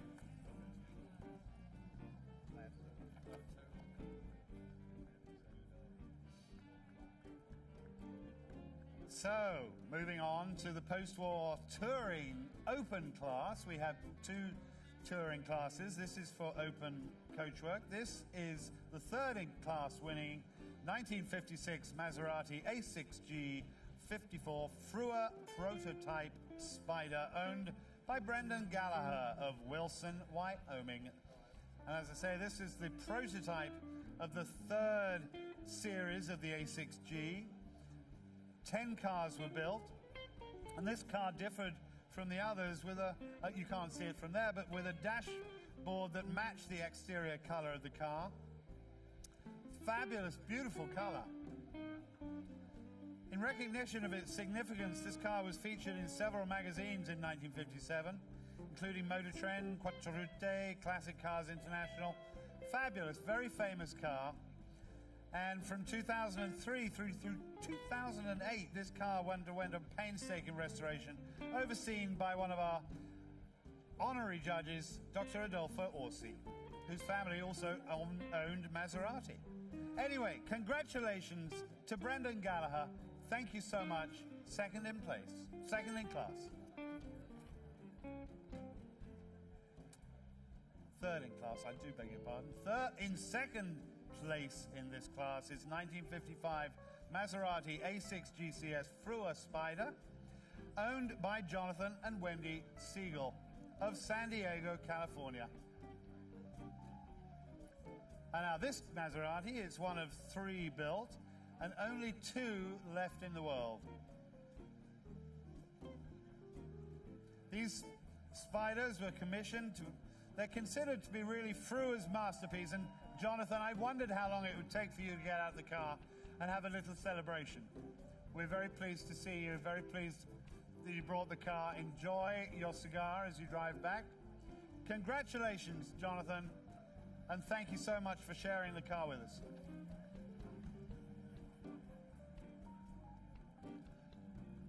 First in class, a very rare car, the 1963 Apollo 3500 GT Intermechanica Spider, owned by Dennis and Susan Garrity of Green Bay, Wisconsin. These very rare cars, you see them, they're the Apollo 3500 GT Spider. It combined the craftsmanship of Intermechanica, I can't get my tongue around it, Italian coachwork, with the power and reliability of an American drive tank. There were just 11 of these Spider versions produced. They were designed by Franco Scaglione, and this Apollo was the actual prototype for the model, the only 3500 GT constructed with an all-aluminum body. It was first unveiled at the San Francisco Auto Salon in 1963, and believe it or not, it appeared a year later at the 1964 Pebble Beach Concours d'Elegance. So welcome back to this Apollo, and welcome and congratulations to Dennis and Susan Garrity for bringing your car from Wisconsin. Congratulations. Thank you so much.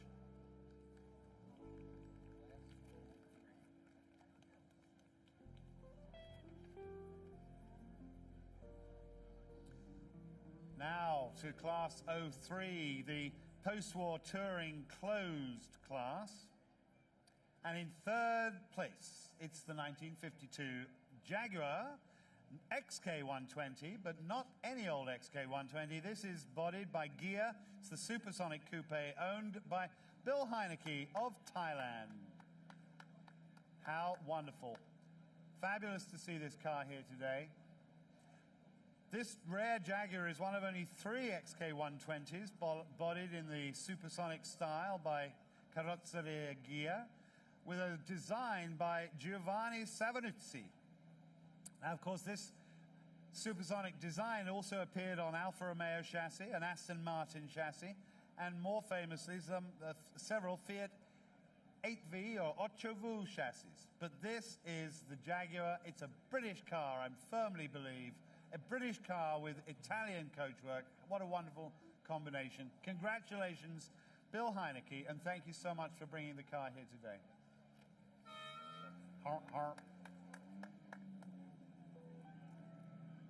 Second in class, the 1959 Oscar 1600 Michelotti Berlinetta, owned by Peter Boyle of Oil City, Pennsylvania. Congratulations, Peter. Fabulous to see the car here today. Most unusual, unique Oscar. No other one like it in the world. This was designed by Michelotti for the Maserati brothers, who owned the Oscar company. And this was his first ever prototype. Based on the 1600cc Fiat Oscar engine. It has dual Weber carburetors. Beautiful car. And very, very nippy. I've seen this car driving around. It was on the tour this week. And I'm told by Peter that he had the wonderful, wonderful drive. They really enjoyed it. The car looked spectacular. Congratulations to Peter Boyle with his Oscar 1600. And thank you so much for bringing the car here today.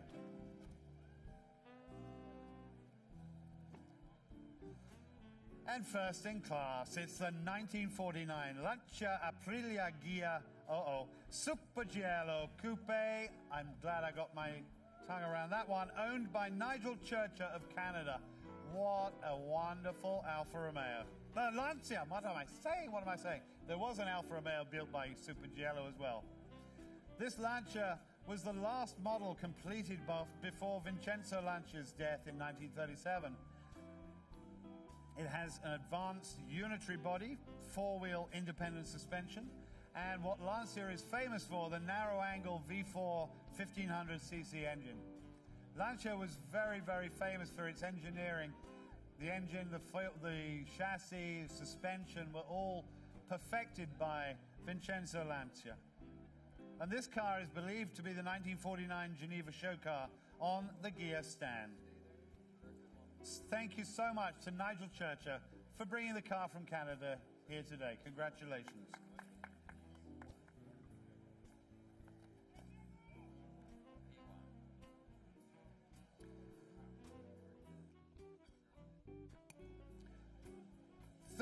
This is the third place car in the Graeber Coachwork Early class, and it goes to the 1939 Delahaye 135 MS Graeber Cabriolet, owned by Peter Kappler of Walchwil in Switzerland. All the way from Switzerland with Swiss Graeber Coachwork. How wonderful. This is the Delahaye with the rare 135 MS engine. And the coachwork was begun by Hermann Graeber in 1939 and completed in 1940, after which it was sold to an owner in Zurich. And in 1966, Mr. Graeber brought the car back and completed another restoration, making this one of the few classic era coach-built automobiles to have actually been owned and restored by its original coach builder. That really is very unique, and it is a very delightful motor car. Thank you so much to Peter Kappler for bringing it all the way from Switzerland. Congratulations. And I'm reliably informed he drove it all the way from Seattle on the Motoring Classic, the Pebble Beach Tour. Fabulous. In second place is the 1938 Packard 16018 Graeber Cabriolet, owned by Anne Brockington Lee of the Robert Lee Automobile Collection of Sparks, Nevada. A fabulous collection, and this is one of the prized possessions of that collection in Reno. It's a fabulous car, and we're delighted to see it here. Coming across the ramp, it has been to Pebble before, and it's always a delight to see it here. This Junior Packard was dressed by Graeber with classically sleek one-off cabriolet, and it was fitted with Marshall headlamps. And this very car was exhibited at the 1938 Geneva Auto Salon.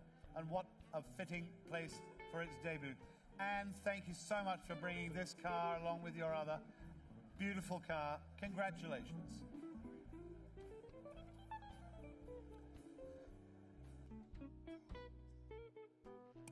In first place, boy, oh boy, oh boy, the 1930 Duesenberg J Graeber Cabriolet, owned by Sam and Emily Mann of Englewood, New Jersey.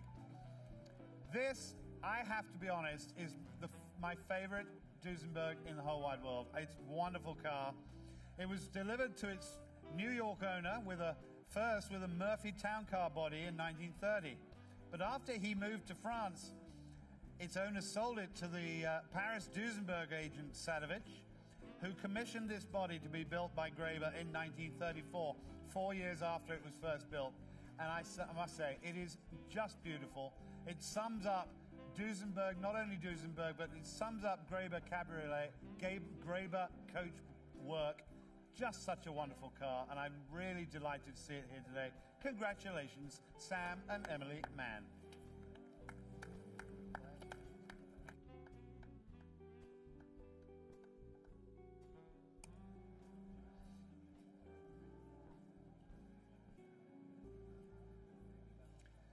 This is the Graeber Coachwork Late class, the post-war class, and in third place, it's the 1954 Aston Martin DB24 Graeber Drophead Coupe, owned by Gene Ponder of Marshall in Texas.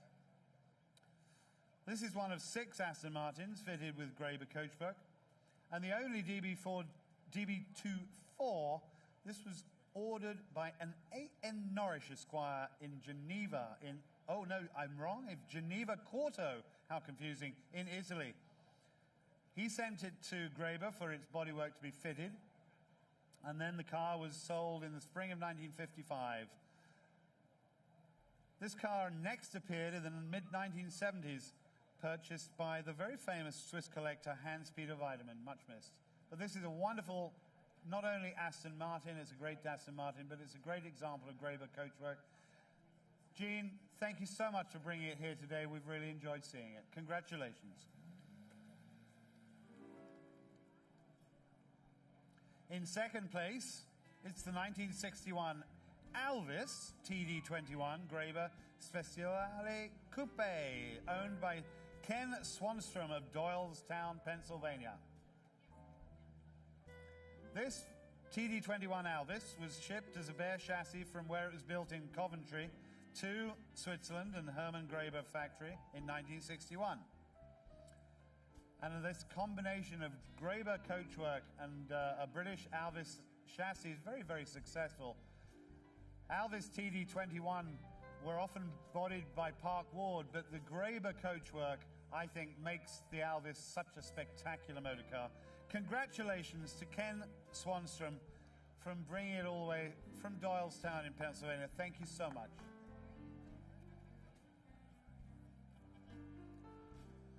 And first in class is the 1953 Bentley Mark VI Graber Drophead Coupe, owned by John Miller of Salt Lake City in Utah. This car was converted from a fixed head bodywork by Graber and then displayed at the 1953 Geneva Auto Show. And following the show, the car was returned to Graber and configured as a drophead coupe, as you see today. There are only a very few drophead coupes produced on the Bentley Mark VI chassis. The Mark VI was bodied by the factory as well as coach builders, but these were known for their smooth, modern pontoon fender lines. It's a great car, and congratulations to John Miller of Salt Lake City. Thank you so much for bringing it here today.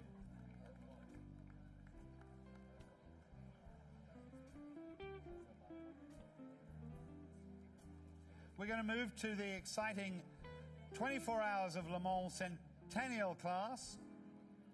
And third in place is the 1937 BMW 328 NSKK race car, owned by Steve Bruno of Boca Raton in Florida. This car was a BMW Works car, and it was missing for 80 years before it returned to the public view here today. And Steve, thank you so much for bringing the car from Florida.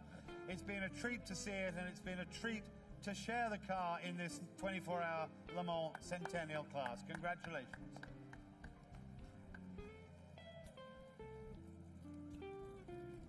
In second place, well, this is one of the winning cars that we had here.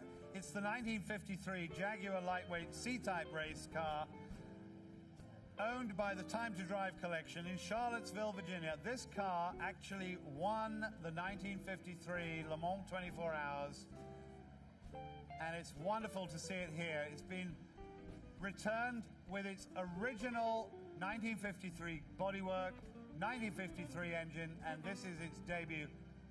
Peter, thank you so much for bringing it here today. Congratulations.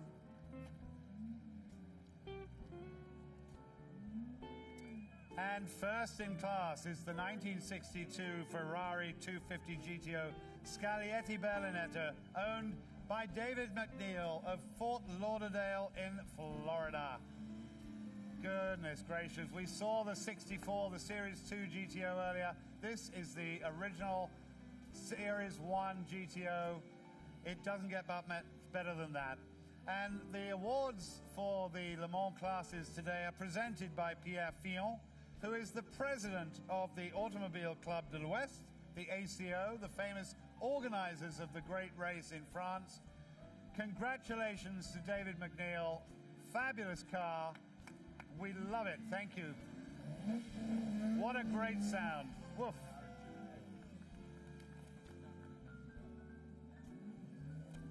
We're now going to move to Class R2, the second of the 24-hour Le Mans Centennial classes.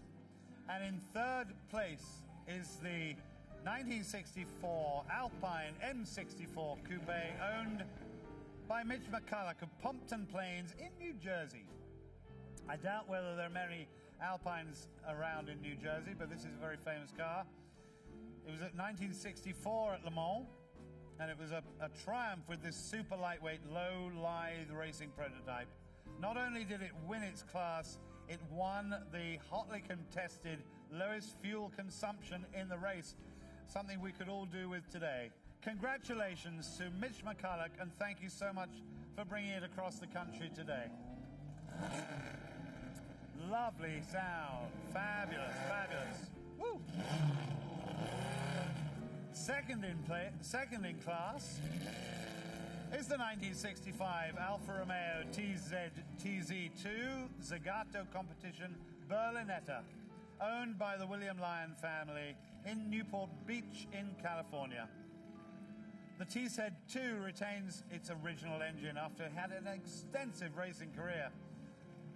Monza in 1966, it took first in class and seventh overall, and then having went to Le Mans, Targa Florio, raced at Sebring, a great race car. Thank you to the William Lyon family for bringing it here today to celebrate the 24 hours. Congratulations. Uh-oh. First in class, a little more modern, the 1979 Porsche 935 K3 Coupe of Bruce Meyer, Beverly Hills, California, somebody we all know and love. Bruce, thank you so much for bringing this car here today. Uh-oh, he may be getting out. No, he's just going to put his thumb out. Thank goodness for that. Bruce, thank you. This car was entered and driven in the 1979 Le Mans race, and it was driven by Don and Bill Whittington. Sharing the drive with Klaus Ludwig, it battled through the rain to win first overall. Fabulous car. Uh-oh, he is out. Bruce, well done. Congratulations. This is a very, very historic Le Mans car. Very appropriate winner.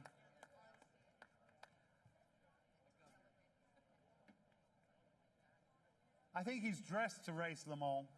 Well, he's dressed to have dinner after the race in Le Mans. Nick, I'd like to mention that Bruce has 3 cars on the field today, and he wasn't going to bring the Porsche, and now he's gone and won the class. Congratulations to Bruce.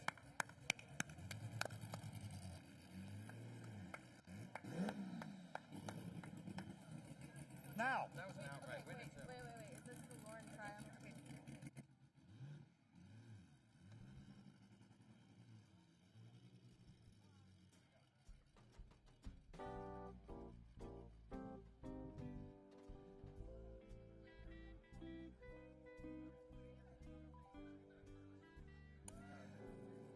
that completes our class awards, and we're just going to pause a little moment, and we'll be right back.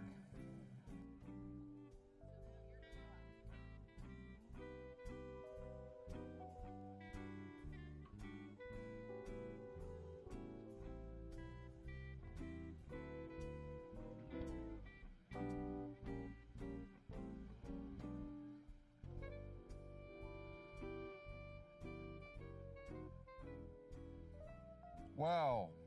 Those cars truly represent the pinnacle of motor racing success.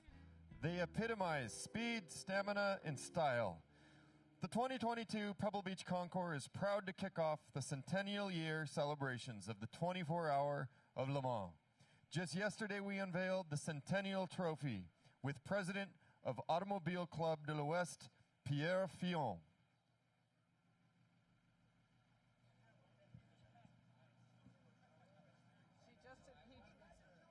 Luckily, we have one more Le Mans winning car to honor up on stage. This is the only Bugatti to ever win Le Mans, the 1936 Bugatti Type 57G tank. This car was hidden for many years during the war and is the last of its kind to exist today. We owe its presence here today to a very important person, and we would like to acknowledge him with this year's Lauren Tryon Award. Presenting the Lauren Tryon Award is our chairman, Sandra Button.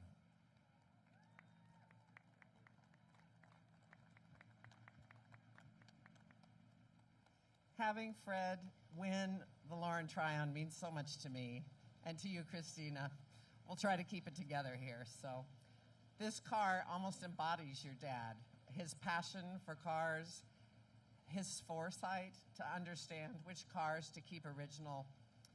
I think he stays alive with all of us, so I'm so pleased to honor him. He was a judge here at Pebble Beach for 14 years.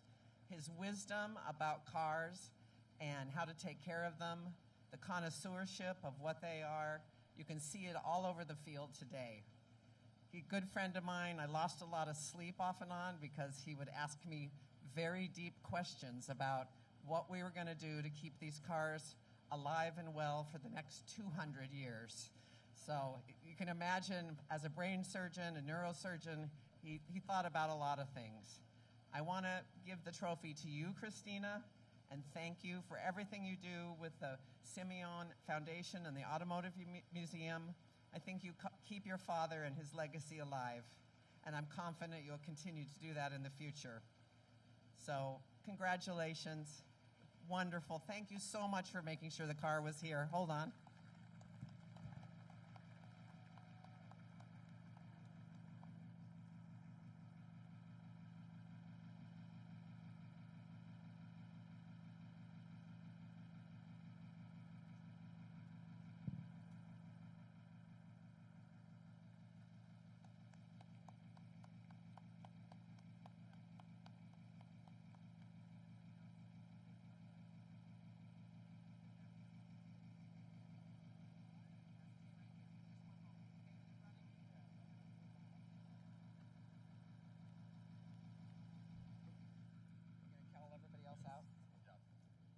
Thank you, Sandra, and congratulations again for the Lauren Tryon Award winners. And just what a gorgeous car. Thank you so much. Thank you. Oh, and now we're going to join us for a special moment is President of the Automobile Club de l'Ouest, Pierre Fillon, and with him are Le Mans racing legends Tom Christensen, Jackie Eakes, Lynn St. James, Jochen Maas, and Henri Pescarolo. Help me give them a warm welcome. This is real Le Mans 24-hour royalty on stage.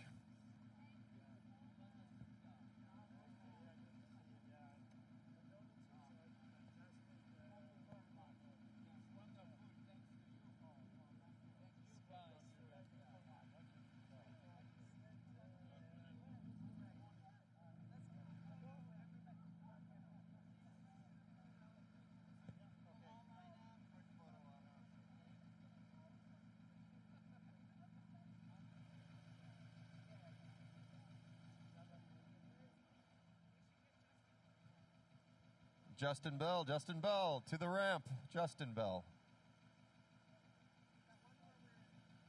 Of Le Mans legend, descendant, and royalty, Justin Bell.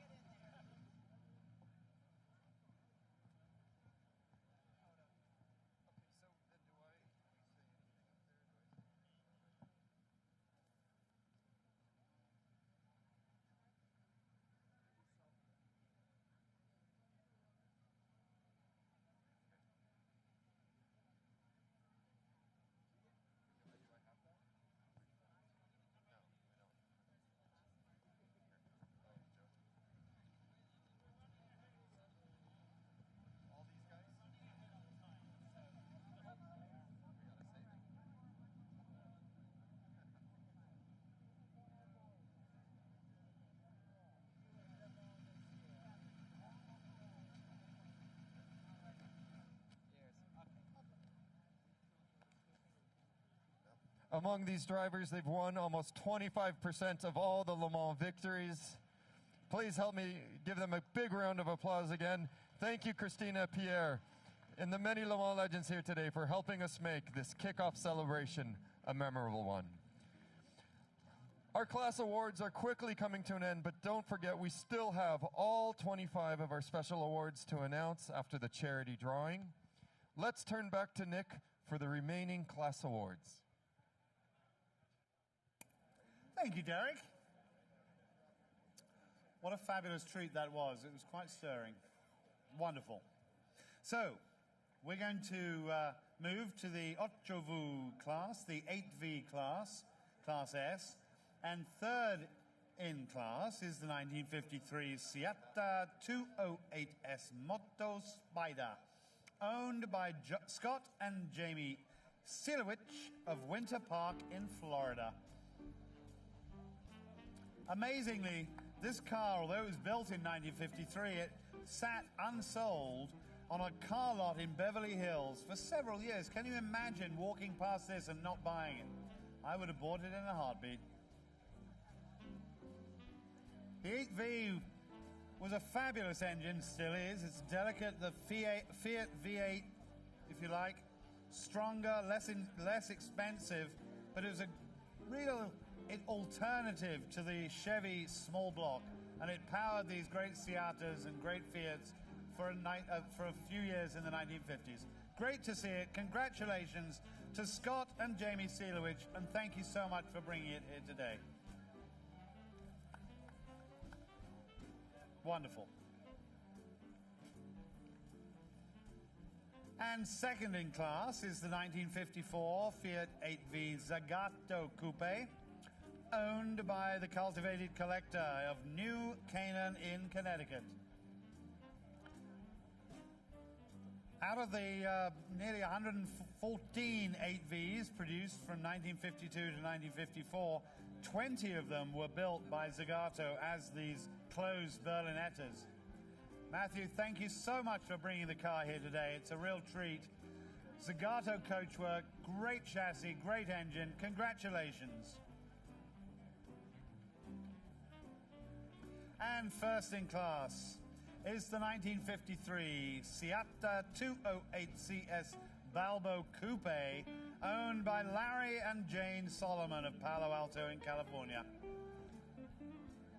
This is the fifth of 9 208 chassis bodied with this coupe-style body by Balbo, and it's believed to have been displayed at both the Geneva Auto Show and the Turin Auto Show in 1953. Very famous car, and a very wonderful Seata, example of the 8V engine, again with this very lightweight coachwork.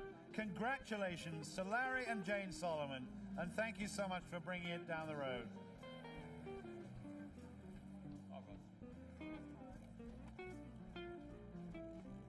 Our final class is for the 1932 Ford Historic Hot Rods. I hope you had a chance to see them all lined up down at the bottom of the fairway today. This is third in class. It's the 1932 Ford Emcee Roadster, owned by Robert Owens of Wellington in Texas. This hot rod was built in the 1950s with a hot flathead and originally black paint. And then Emcee purchased the Roadster, and he removed the flathead in favor of a 283 Chevy engine and painted the car in this beautiful jade green. A wonderful tribute to the 32 hot rods. Congratulations to Robert Owens, and thank you so much for bringing this wonderful car all the way from Texas.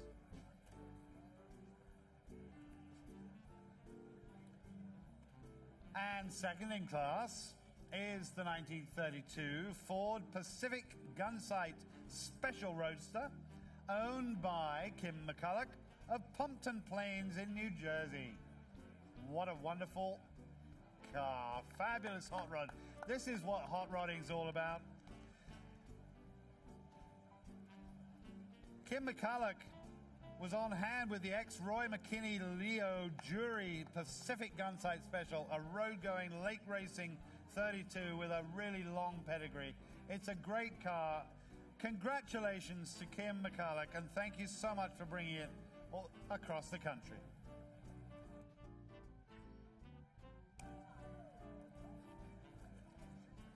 So first in class is the 1932 Ford Bob McGee Roadster, owned by one of the world's hot rodding legends, Bruce Meyer again of Beverly Hills in California.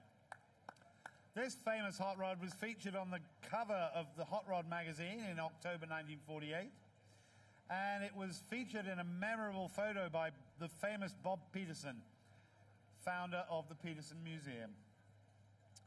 Fabulous car, beautiful color, and owned by one of the most enthusiastic gentlemen on the planet. Congratulations, Bruce.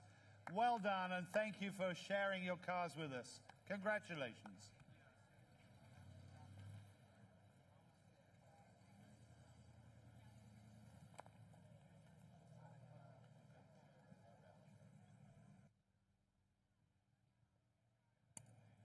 And that concludes our class awards. The first in class, 28 cars, are now gathered in the winner's circle. I think we can all agree the judges have had a tough decision to make. Let's give them some time to decide who this year's Best of Show nominees will be while we find out who the lucky winners are of today's charity drawing. I hope everyone had a chance to buy a ticket for a chance to win one of the 5 cars we are about to give away. Before the fun begins, we want to recognize and thank Chairman of the Pebble Beach Concours, Sandra Button, and CEO of the Pebble Beach Company, David Stivers, for making it a priority that this event has a tremendous and lasting positive impact on the surrounding community. Sandra continues to exceed her giving goal year after year, with all funds being allocated to over 90 charities that focus on youth education, literacy, health, and well-being. This year alone, she has raised over a record $2.6 million for the Pebble Beach Company Foundation, bringing our event's total proceeds for charity to $35 million. Sandra, David, and all participants of our event, this community thanks you for your generosity.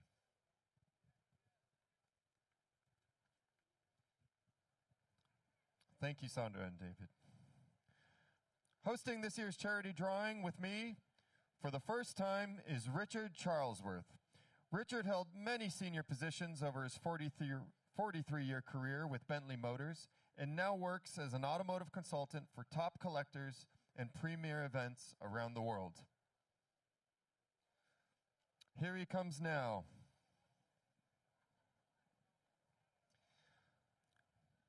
Ladies and gentlemen, Richard Charlesworth. Hello. Hello, everybody. Derek, good to see you. Good to see you, Richard. So tell me, is it true you built cars for the Queen? It is, yes. I had the privilege when at Bentley to be responsible for our relationship with the royal family. And so I had the privilege of helping the Queen design, and then we built at Bentley State Limited. That was 20 years ago this year, and it's still her official transport. So she drives around in a big Bentley limousine, which I had a part of, and it was a fascinating period. That's fascinating. I mean, does she have like a personalized license plate, thank you, Charles, or anything like that? Or? And she's the only person in the UK who doesn't have a license plate. So it's the only, the two limousines she has, the two Bentleys, do not have a number plate on them. They're the only cars in the UK that do not have to have a registration number, and she doesn't have to have a driving license either. Fascinating, fascinating. But I think she drives pretty well, doesn't she? She drives very well. She was taught to drive during the Second World War and drives extremely well. And she always checks out each car she has. She drives it herself before it's used. That's fantastic. Well, have you met the Queen?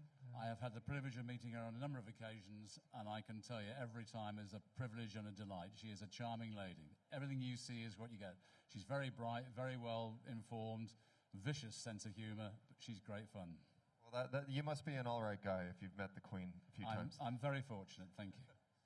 Very good. Now listen, as a Bentley boy, I want to ask you something, because I believe your father, who we know could drive a car or two, was a blower Bentley driver as well, wasn't he?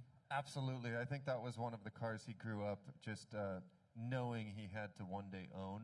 And it was one of my favorite memories growing up, was having that in the garage. In fact, it was the first time I remember he took me over 100 miles an hour. It was in the evening on, for those of you who know Los Angeles, the 10 freeway. And we were just screaming along at 100 miles an hour, and that car felt like more like 300 miles an hour, really. It was a thrill. Well, respect. I've had the good fortune to drive a Bentley blower on a number of occasions. And, of course, he's known for single-seat stuff, but it's great that he enjoyed driving a big monster like the blower.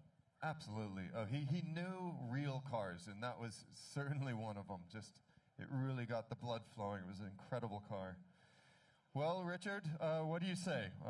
You think we should find a new home for these 5 cars? Well, I think we should. And how generous the manufacturer have been to give these cars. How wonderful. I think we should thank them all.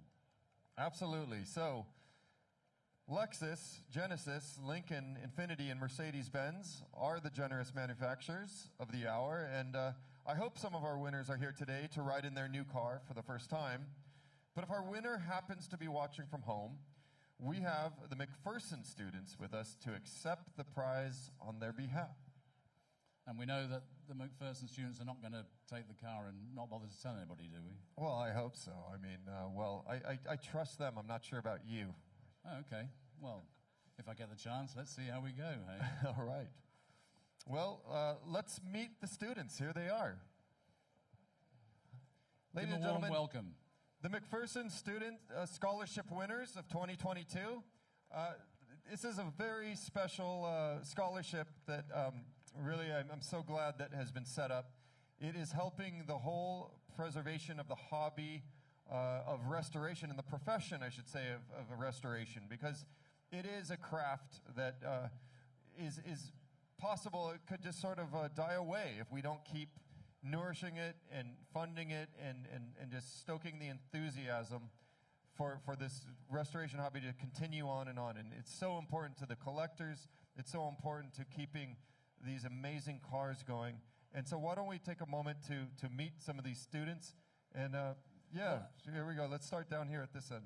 You go. No, you go. I mean, I'm amazed that, as you say, I'm sure they already, we're going to find out in a minute, they recognize the fact that if it wasn't for the generosity of the manufacturers, and of course everybody here who's bought the tickets as well, who wants to win one of the cars, that generosity has allowed them to have this opportunity. Absolutely. Well, tell us your name. My name is Matt Mahan, and I'm from McPherson College. And what do you do there at McPherson College? At McPherson College, it's a 4-year degree, and you go through just about every aspect of automotive restoration, all the way from engine rebuilding, you rebuild transmission, sheet metal work, paint work, and there's several different emphases that you can get into. You can study business on the side, design on the side, history. There's just something for everybody there if you love cars. I'm going to go to this end, Derek. Yeah, go for it. Let's ask this young man. What's your name? My name is Matt Croker, and I'm from Wichita, Kansas. And what are you doing? I'm majoring in automotive restoration, business, and technology. There you go. We're in good hands. Absolutely. And tell us, what scholarship winner were you, and what brings you here? Automotive restoration technology, and I'm Israel Acosta. Fantastic. Thank you. Hi, I'm Victoria Bruno, and I was lucky enough to receive the Jules J. and Sally Human Scholarship, and I'm from Los Angeles, California, and a student at McPherson College. Come on, tell them how good they are. We've got to ask this guy as well. Tell us your name and what you're doing. Colby Marshall, and I study automotive restoration. I think we're in good hands, Derek. If these kids are learning, with the help of everybody here and the manufacturers, learning to keep that great tradition of coach building going in the restoration world, I think we don't have to worry too much. Absolutely. And I'd like to re-emphasize that these students are the recipients of the Phil Hill, John Lamb, and Jules and Sally Human scholarships. And without your generous donations and support, we wouldn't be able to bring them out here with us today. And we just can't thank you all enough. I think I see at the end of the ramp there our first car. It's a Lexus, rearing to go. This prize, first up, is a little different than the rest. The Lexus prize package includes a 2-year lease on this 2022 Lexus LC500 convertible.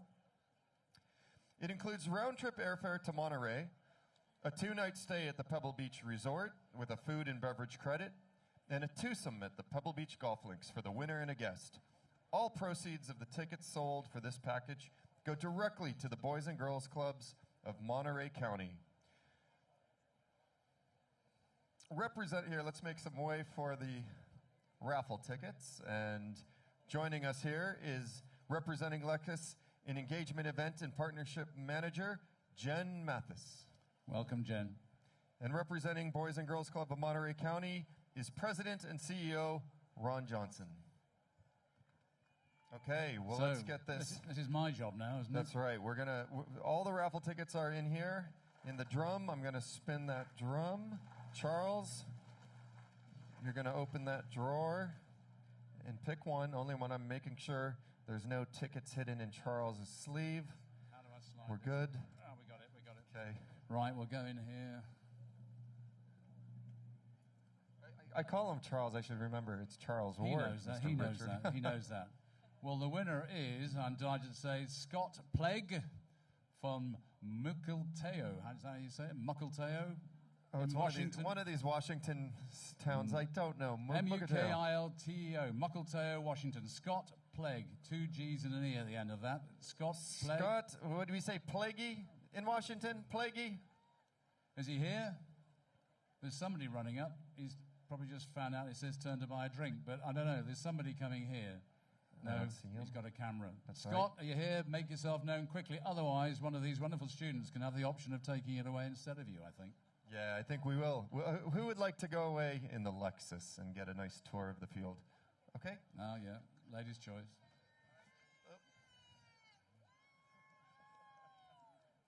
Here's your seatbelt. Safety first. Thank you. Please take care of her. Don't get lost. Okay.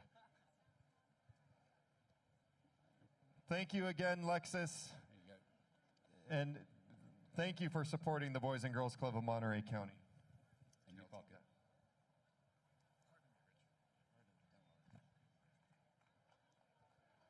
What's next? Okay. Next, we have a 2022 Genesis G70 3.3T Sport Rear-Wheel Drive Launch Edition. Representing Genesis Motor of America is President and CEO Jay Chang and Global Chief Operating Officer Jose Munoz. Here they come, I think. I said again, Derek, they're so generous, these guys. And here to represent the Natividad Foundation, CEO of Natividad Hospital, Dr. Charles Harris. Well done, Genesis. Thank you. Guys are doing well at the moment. Thank you for bringing this car. Does someone want to turn the drum for us? I'll do this. Okay. There it goes for the giveaway of the 2022 Genesis G70. What a lovely car in flat black. Slow down. You're making me That is dizzy. a very, very racy-looking street car. Right, let's tip this up here. All right, Richard. Oh, it's Richard now, is it? Who's the lucky winner? The winner is the Sturdy Oil Company, would you believe? An oil company Yeah, won this here car. they're in Salinas, so they're not far away. Well, thank goodness it's not an electric car. That would have been strange. The Sturdy Oil Company, well, we've got their full address here. We shan't give you that. The Sturdy Oil Company of Salinas. Sturdy Just Oil down the Company road. of Salinas. Are all of you Who's here? representing the Sturdy Oil Company? There's got to be somebody here. Is there just anyone down the here? road. Sturdy Oil. Never heard of that. No, Well, they're not going to confess. all right. Well, anyone from Sturdy Oil Company here? Well, we'll let them know. They're locals in Salinas, and we'll just have to get a hold of them. Well, we're going to get one of our McPherson students to drive off in the car. Who's going to take it away, Who would like boys? to go? All right. Looks Let us good. know how it drives. Okay. Thank you very much. And thank you so much to our generous partner, Genesis, for this Thanks, incredible donation. And also, thank you, Natividad Foundation, for all you do, and we're so glad to support. Thank you so much. Thank you. Yep, you got it. Well done, guys. Thank you. All right.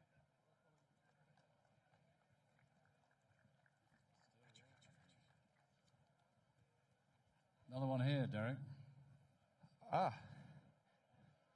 The next charity drawing car is this beautiful 2023 Lincoln Corsair Grand Touring, benefiting Salinas Valley Memorial Health Foundation, represented by President and CEO Pete Delgado, and United Way of Monterey County, represented by board member Ann Kern.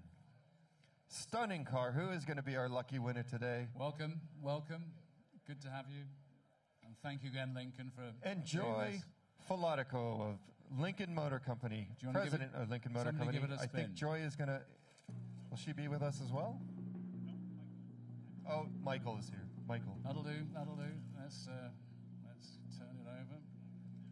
Right, okay. Oh, who's going to win this Lincoln Oh. Corsair? It's gorgeous. Go on then, ladies, you do it. Just one, and if it's got your name on it, you're in big trouble, but give it to me.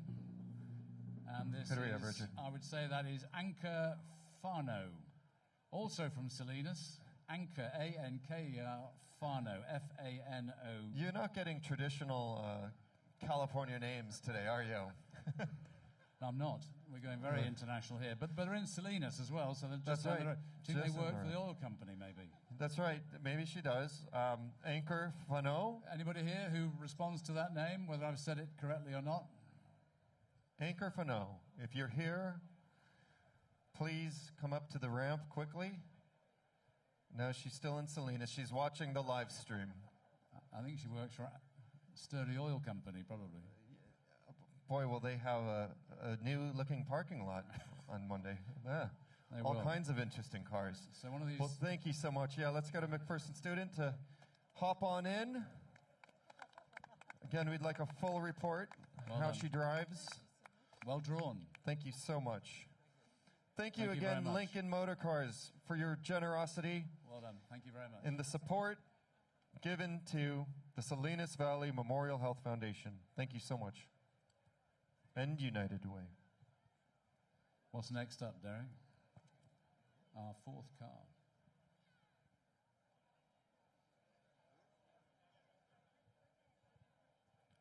Our fourth car is the 2023 Infiniti QX60 Lux, benefiting Kinship Center in Rancho Cielo. Representing Infiniti is Senior Vice President of Global Design, Alfonso Albeza, who I saw at 6:45 this morning at breakfast. Well, it's been a long day. How are you, Alfonso?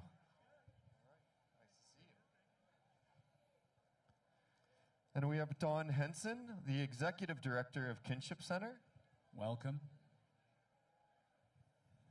Who's going to spin? And let me see, this is Jadrian Clausen, Development and Fundraising Coordinator of Rancho Cielo. No, Kinship Center. From Rancho Cielo. Okay. Boy, there's a lot of things going on here. Derek, Thank can you. I say, I had the pleasure of going to Rancho Cielo a few years ago. I won't explain the full circumstances. It was a different event than this, but we looked around, and I have to say, it is the most astonishing work you do there with those young people. It was an absolute delight to go, so congratulations, and I hope you benefit very well from this. May I? Yes, please, Richard. Let's spin the drum a little bit. Oh, good. Please, please, all all of of you you. Add a little extra luck. Thank you very much. Wow, they really got behind that. Very good. Making it a little extra work for our helper here on stage. Richard, who is it? Come on. I bet they're in Salinas. I can't wait. Guess what? They're in Salinas. And you can pronounce this one easily. Wendell Harry. Wendell Harry. Wendell Harry Do you from know Salinas. Wendell? Ah, we know Wendell. Do we know if Wendell is here? Wendell, are you here? Wendell Harry, are you here? No, It'd be we nice don't to have think he's somebody here. run up and jump over the hedge and claim a car. I Wendell don't- Harry. You know, I'm amazed you know Wendell Harry. Or does everybody know Wendell So Harry? is he deserving of a car? Absolutely. Good. We always like to hear that. What if she winced and said, no, he does not need that car. Please, pick another. Well, we're very thrilled for Wendell, and we'll be letting him know soon, but we're going to get... Oh, is there any room? There is. There's one spot for a McPherson student, if you'd like. We're not forcing you.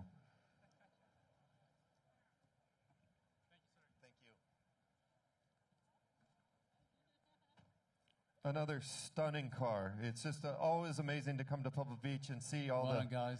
the latest, greatest automobiles from manufacturers around the world, and that they have the generosity to give them away. We can't thank you enough. Thank you, Infiniti, and for all the support you are doing and supporting the Kinship Center and Rancho Cielo. It's just a wonderful, wonderful event. Well, I think, do we have? We have. One last, but certainly not the least. We have a 2023 Mercedes-Benz A220 donated to the Montage Health Foundation and My Museum. Here to Hello. represent, oh, sorry. No, just saying hello and welcome. Oh, hello.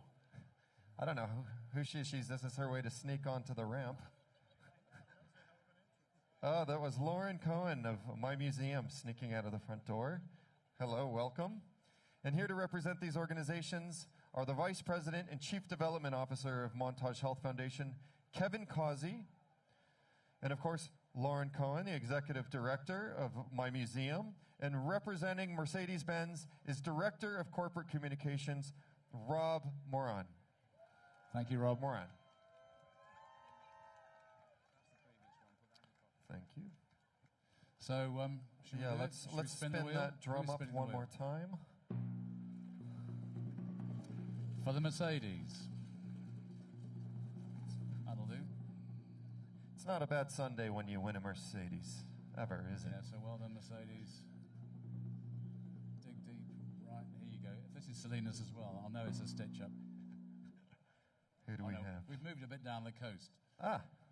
Kent Berman. Kent Berman of Seaside. Do you know Kent Berman?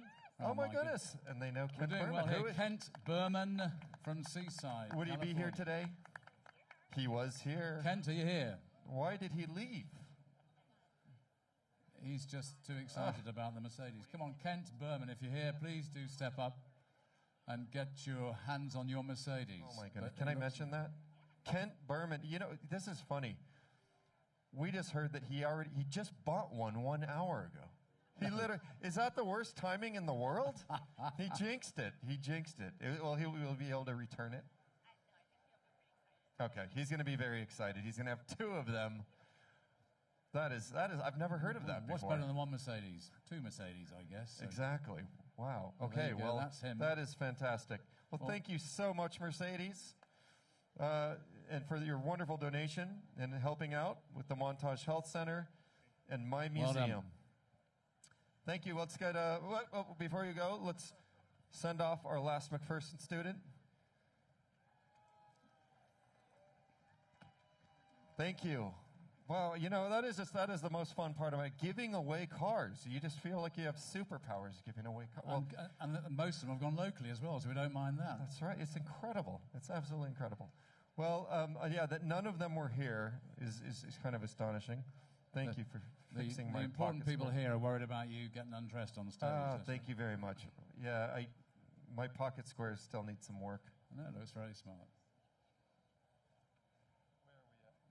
Richard, that was it. I guess we've done our part. And I just am always just amazed at the generosity and the amount of funds raised, as we saw, over $2.5 million this weekend for all these incredible organizations that do so much to serve the community.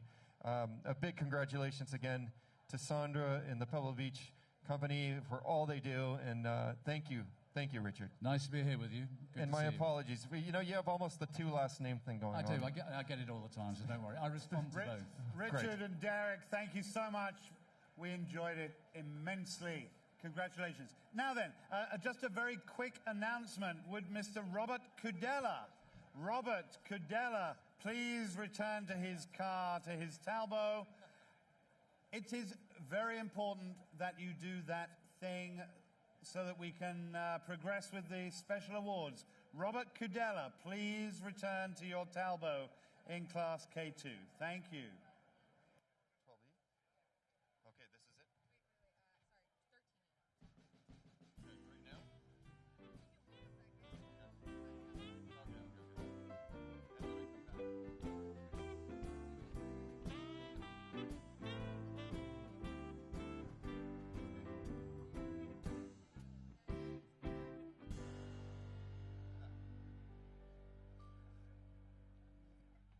Well, it is almost that time for the moment we've all been waiting for. I can see Sandra and Chris tallying up the final ballots for the Best of Show award. If there are any judges who have not turned in their ballot, please do so within the next 10 minutes. While we give the judges a chance to make their way to the ballot box, please do so within the next 10 minutes. And while we give the judges a chance to make their way to the ballot box, let's see which cars won. The 25 special awards given out today. Our special award winners are selected by committees of honorary judges, and all cars on the show field are eligible, even if they have already won a class award. Announcing our special awards is Nick Waller. Thank you, Derek. So, to the first one, the first of our special awards this afternoon, it's the Alec Ullman Trophy. And it is awarded to the 1921 Hispano-Suiza H6B Chevy Phaeton, owned by Chuck Reimel of Villanova, Pennsylvania, a car we saw earlier. Wonderful example. And the Alec Ullman Trophy is awarded to the most exciting Hispano-Suiza present today. And the trophy is named for the founder of the Sebring races. Ullman was an important contributor to the hobby and also to this concours.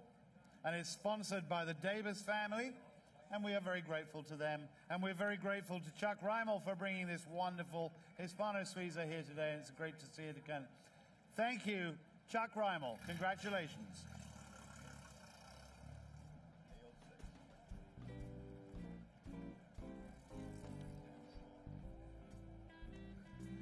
Now we're moving to the Ansel Adams Award.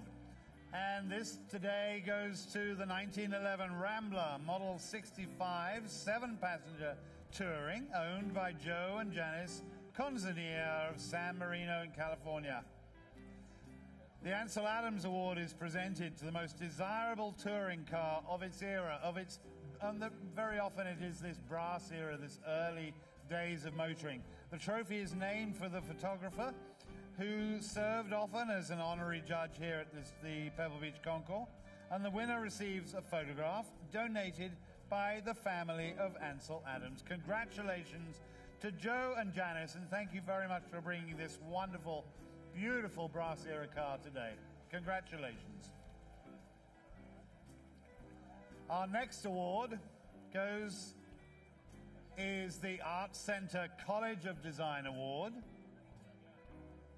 And this year, it goes to the 1952 Siata 208 CS Stabilimenti Farina Berlinetta, owned by John and Sonia Breslow of Scottsdale, Arizona. The Art Center College of Design Award, it's awarded to the car that showed the best use of new technology in its era and has groundbreaking style, it certainly does, and engineering, and is considered to have the greatest impact on car design today. It's sponsored by the Art Center College of Design, and it's presented today by Michael Warsaw, Global Vice President and Design Officer at Harworth. Congratulations, John and Sonia Breslow. We're moving now to the Briggs Cunningham Trophy, and it's awarded today to the 1930 Packard 734 Speedster 8 Heaton Custom Runabout, owned by Ted Davis of Oklahoma City in Oklahoma. The Briggs Cunningham Trophy is awarded to the most exciting open car present today, and it sure is exciting. The trophy is named for the great American sportsman, an automobile creator and collector.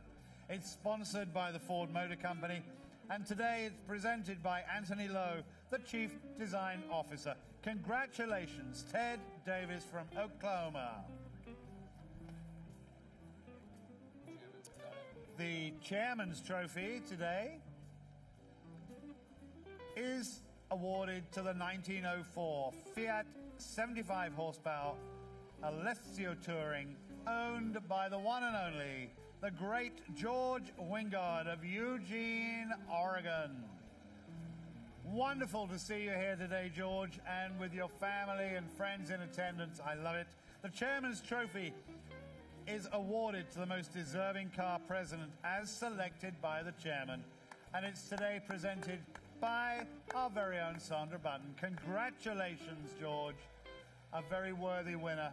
You always bring such fabulous cars to the concours, and it's wonderful to see you.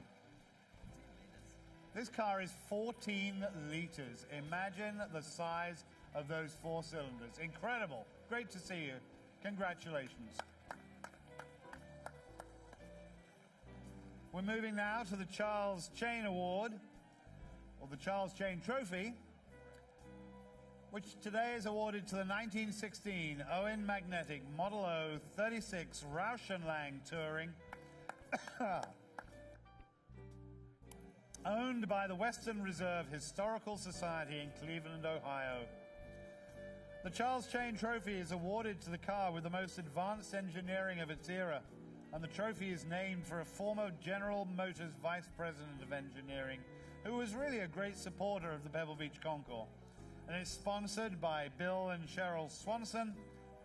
And we are very pleased to see this car here today, a very worthy winner. Congratulations to the Western Reserve Historical Society. The only car ever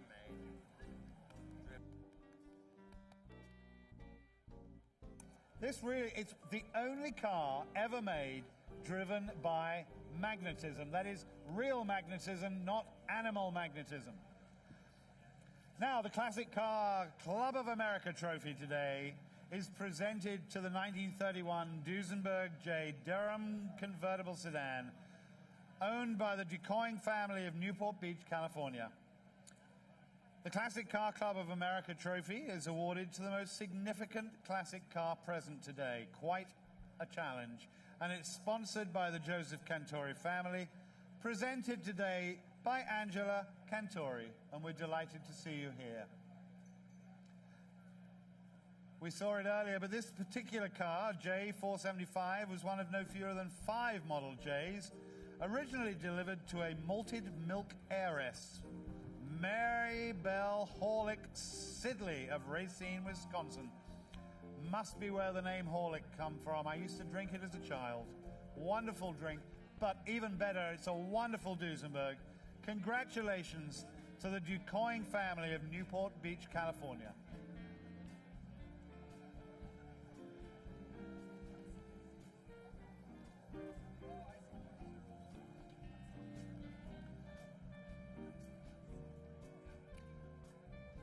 Our next special award goes to, it's the Dean Batchelor Trophy, and it goes to the 1932 Ford Lee Titus Roadster, owned by Ross and Beth Myers of Boyertown, Pennsylvania. Lovely to see it here again. The Dean Batchelor Trophy is awarded to the most significant hot rod present during these years that hot rods take to our show field. Batchelor was a noted auto writer and historian who served for many years as one of our honorary judges here at Pebble Beach. And it's sponsored by the Ford Motor Company. And today that trophy is presented by Hao Tai Tang, the Chief Industrial Platform Officer. Congratulations to Ross and Beth Myers.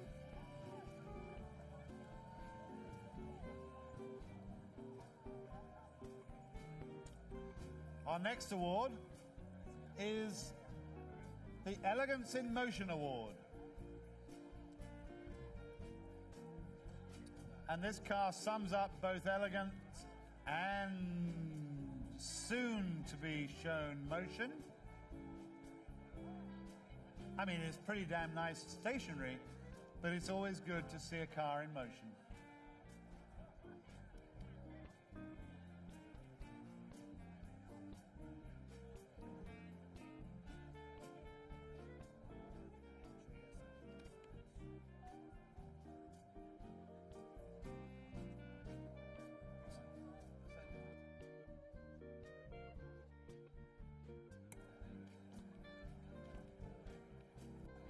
This Elegance in Motion trophy this year is awarded to the 1938 Packard 16018 Graber Cabriolet, owned by Anne Brockington Lee from the Robert M. Lee Collection in Sparks, Nevada. The Elegance in Motion trophy is sponsored by the Gooding and Company.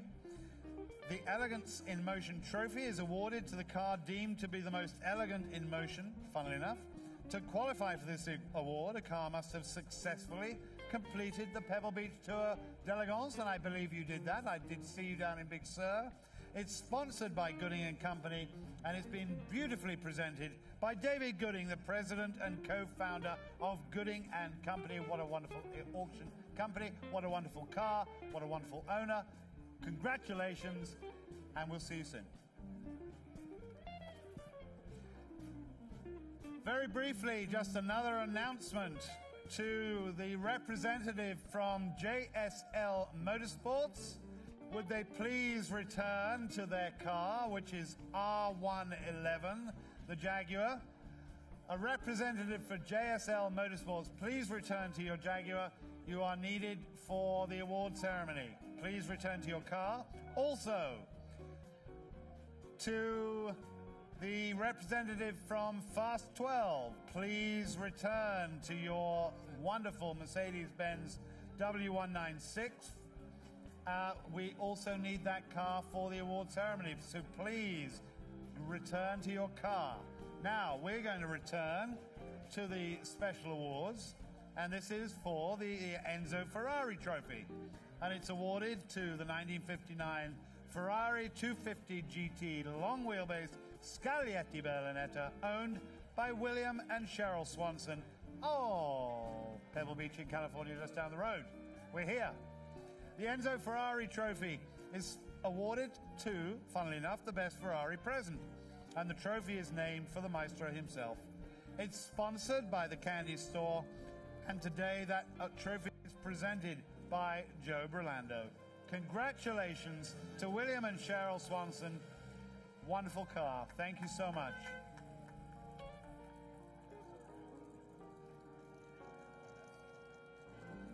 The next award is the Fever Postwar Trophy. Oh, wonderful. It's awarded to the 1953 Fiat 8V Ghia Supersonic, owned by Paul Gould of Pauling in New York. The Fever Postwar Trophy is presented by Haggerty. The Fever trophies go to the best preserved pre-war and post-war cars as determined by a special committee, guided by the Fédération Internationale des Véhicules Anciens, better known and more easily known as Fever. It's sponsored by Haggerty and presented by McKeel Haggerty himself. Fabulous car, Paul. Thank you so much for bringing it. Congratulations.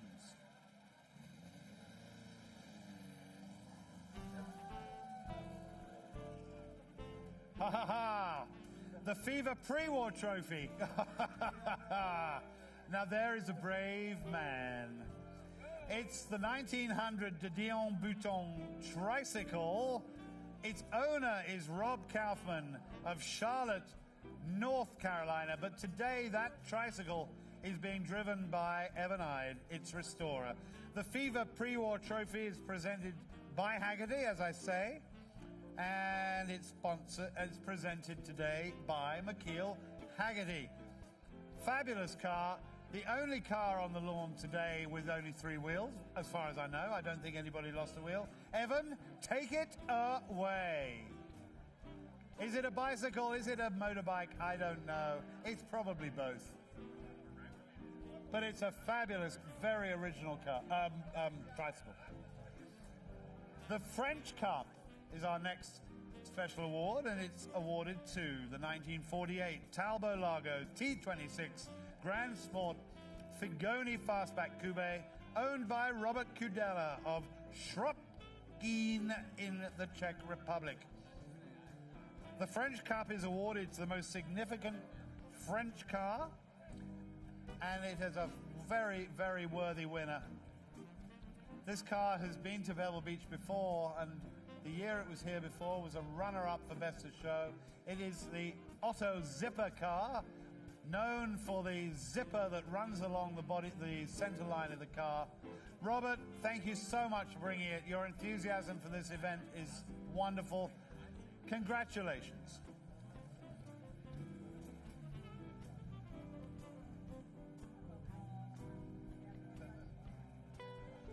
Our next special award is the Gran Turismo Trophy, and it's awarded today to the 1969 Auto Bianchi 112 Bertone concept car, owned by the Automoto Club Storico Italiano in Turin in Italy. How can you tell it's Italian, I wonder? The Gran Turismo Trophy is sponsored by Polyphony Digital, and it's awarded to the most significant car present, balancing both artistic beauty and performance at the highest level, and most desired for inclusion in that great game, the Gran Turismo.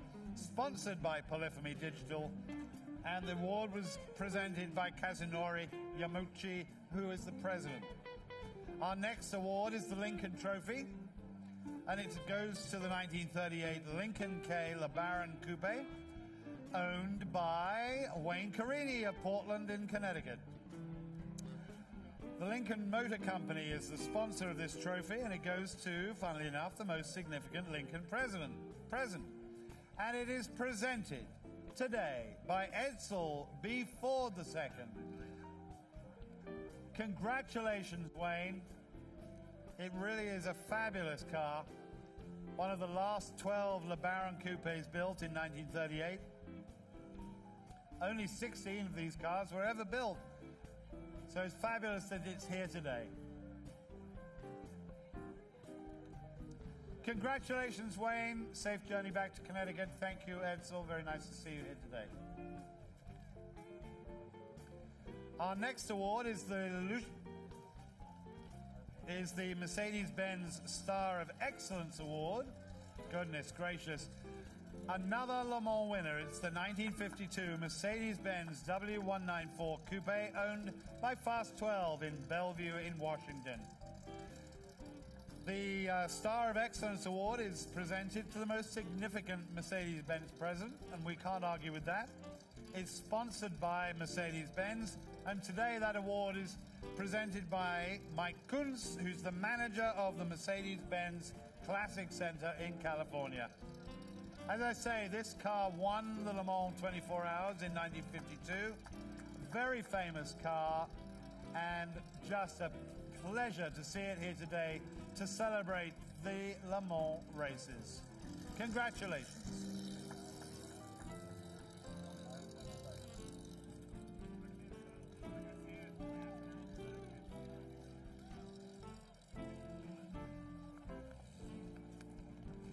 Our next award is the Phil Hill Cup.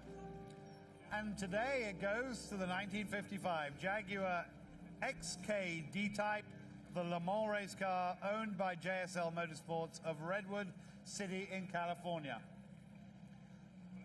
The Phil Hill Cup is sponsored by Mark and Sharon Newman, and it's named obviously for the great participant of both the Pebble Beach Concours d'Elegance and the Pebble Beach Road Races, and the trophy is awarded to the most significant race car today. As I say, it's sponsored by Mark and Sharon Newman, and it's presented by Mark and Sharon today. Congratulations to the JSL Motorsports collection. Fabulous to see this Le Mans car. I'm a great fan of the D-Type, and I'm a great fan of this car. Kyriakos colors, fabulous. Thank you so much, and congratulations. Just very briefly, would John Bentley, Mr. John Bentley, please return to your Rolls-Royce Silver Ghost. We need you at your car, and you'll be told why when you get there. So, we are at the Tony Holman Trophy now. I'm juggling paperwork, my goodness gracious. Hold on, bear with me. The Tony Holman Trophy today goes to the 1933 Alfa Romeo Emcee 2300 Monza, owned by the Auriga Collection in Germany. And the trophy is sponsored by Indianapolis Motor Speedway Foundation. The Tony Holman Trophy is awarded to the most significant open-wheel race car. Presented today by Jason Van Sickle. We're going to just hold it one more moment because I have yet another announcement.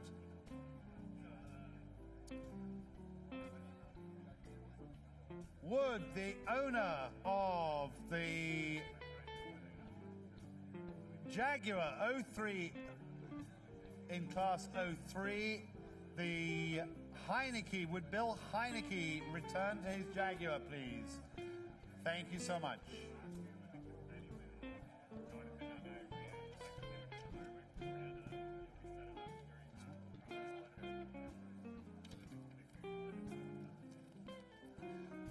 The next special award is Tess Elegance Trophy. And today it goes to the 1935 Voisin C25 Aerodyne, owned by Craig McCaw of Santa Barbara in California. The Vitesse Elegance Trophy is sponsored by the Great Peterson Museum. The Vitesse Trophy is awarded to the car that best embodies the combination of excellence in performance and excellence in design. And today it's presented by Richard Varner, the chairman of the Peterson Auto Museum Board of Directors. Congratulations to Craig McCaw for bringing, and thank you for bringing this fabulous Voisin to us today.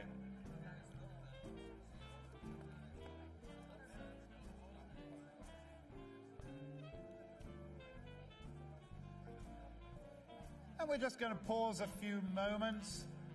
As you heard me say, we need one or two or three more people to get to their cars, and then we can move on with the very few remaining special awards. But my goodness, it's going to be worth waiting for. So bear with us while we do a little bit of owner searching.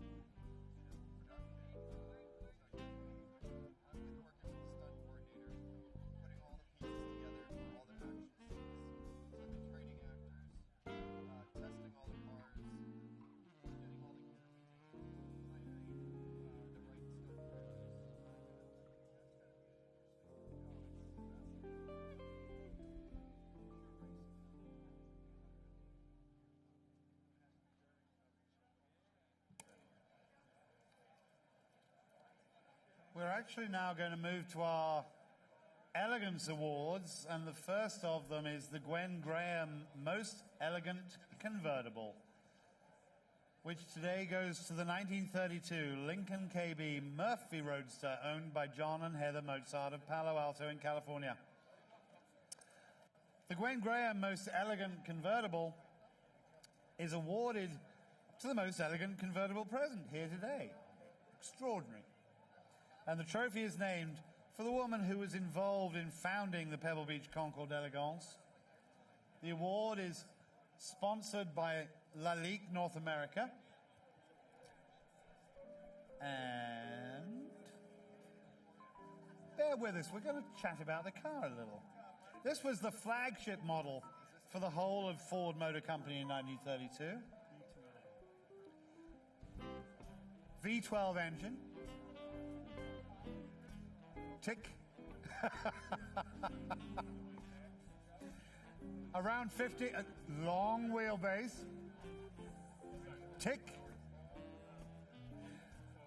And the award today, as I say, is sponsored by Lalique of North America, and it's presented, well, by Barbara Briggs Anderson, the curator of the Julian P. Graham Historical Photographic Collection.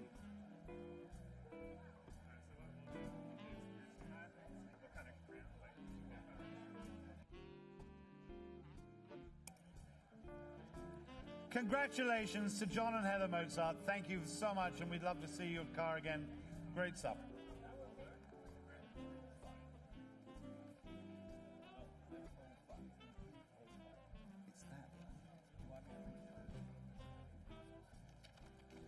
We're moving now to the Strother McMinn Most Elegant Sports Car.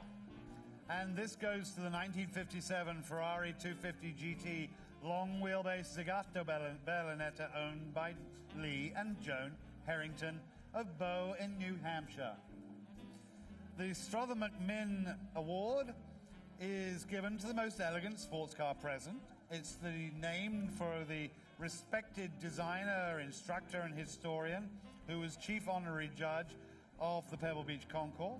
It's sponsored by William E. Chip Connor, and of course it's presented by Chip Connor himself, a great and great supporter of the Concours. Lee, Joan, thank you so much for bringing the car. Very worthy winner. Chip, thank you so much for your support. Nice to see you on the ramp. Congratulations. What are you driving? This is all 50s cars? Yeah, it's all 57 millimeters. I'll be specific. Mostly driving 450 S That's a fun car. Oh.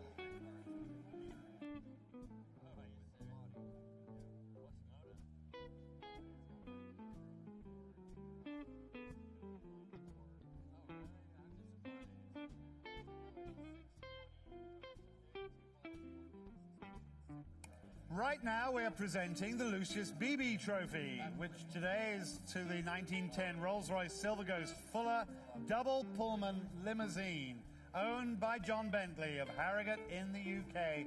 Hello, John. Nice to see you. Great car. The Lucius Beebe Trophy is awarded to the Rolls-Royce, considered the most in tradition of Lucius Beebe, a bon vivant who served among our early judges. It's sponsored by the Rolls-Royce Motor Car Company, and it was presented by Martin Korsunski, the regional general manager of Rolls-Royce in North America. Fabulous car. John, thank you so much for bringing it. Congratulations.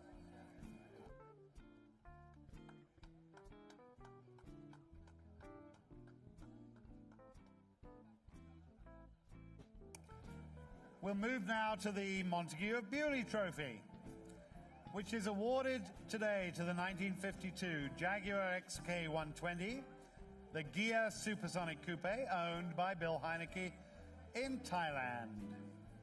The Montague of Bewley Trophy is presented in honor of Edward Lord Montague, and it's awarded to the most significant car president of British origin. It was sponsored by Lord Montague, and it's wonderful to see this presented to, as I said before, a British car with an Italian clothing. A great combination. Bill, thank you so much. Congratulations.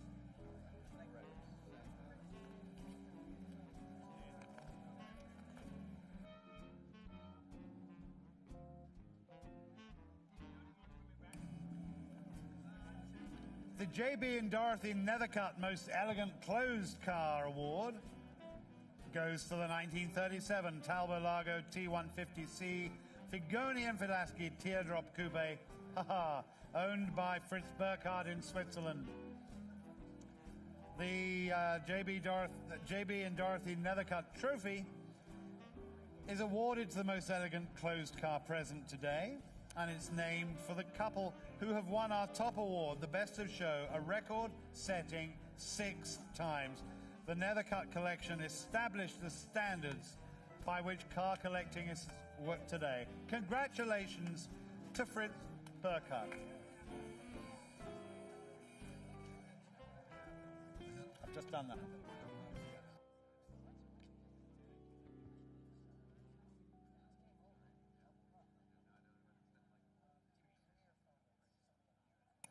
The Jules Human Most Elegant Open Car goes to the 1932 Duesenberg J Figoni Sports Torpedo, owned by Lee Anderson Sr. of Naples in Florida. The Most Elegant Open Car is awarded to the Most Elegant Open Car, an open car that has no side windows, although it may have side curtains as comparable to a convertible, which generally has roll-up windows. What an extraordinary description. Wonderful car. Congratulations to Lee Anderson, and thank you so much for bringing this great car to us today.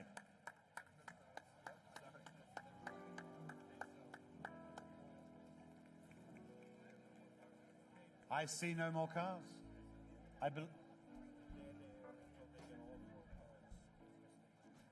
That concludes our class awards, our special awards. And we're going to have a pause while we approach the moment that we've all been waiting for. Bear with us. Enjoy the sun. I was going to say sunshine. Enjoy the view.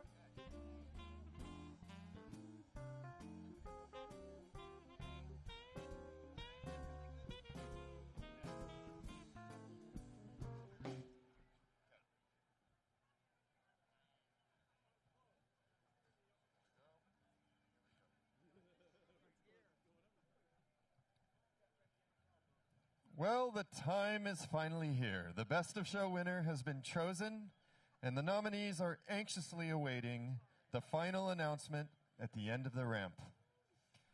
Before I reveal the nominees, we want to thank everyone for coming and for your cooperation in staying clear of the ramp throughout the trophy presentation.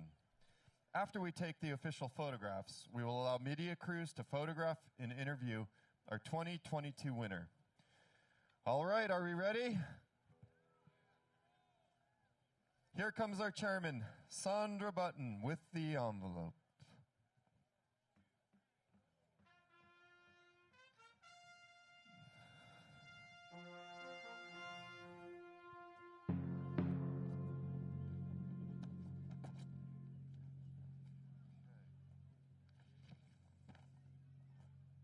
Ladies and gentlemen, the nominees for the 2022 Best of Show Concours d'Elegance winning award is the 1937 Talbot-Lago Figoni Falaschi Teardrop Coupe, owned by Fritz Burkhardt from Switzerland. The 1932 Duesenberg J. Figoni Sports Torpedo, owned by Lee R. Anderson Sr. from Naples, Florida. The 1930 Duesenberg Model J Graber Cabriolet, owned by Sam and Emily Mann from New Jersey. And the 1951 Talbot-Lago T26 Grand Sport, owned by Merle and Peter Mullen from Los Angeles, California. Congratulations to each of our nominees, and it's an honor to be amongst the highest scoring cars at the Pebble Beach Concours. But there can only be one Best of Show winner. Sandra, may I have the envelope, please?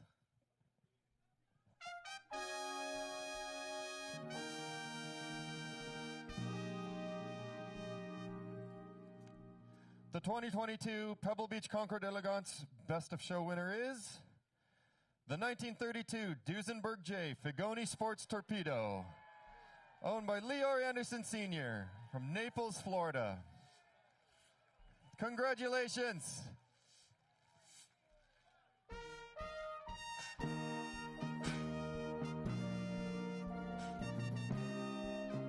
Presenting the Best of Show trophy and ribbon is David Stivers, CEO of the Pebble Beach Company, and Sandra Button, Chairman of the Pebble Beach Concours.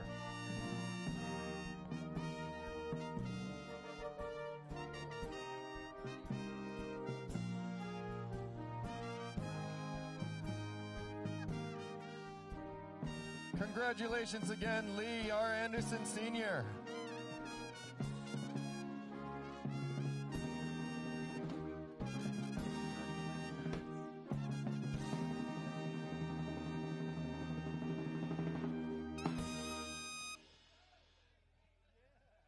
Well, congratulations again.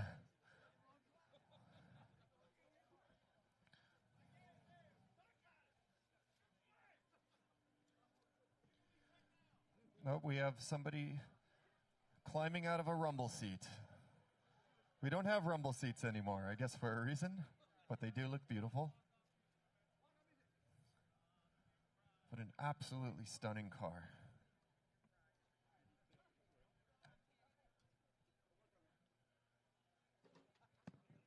Oh, here comes the champagne.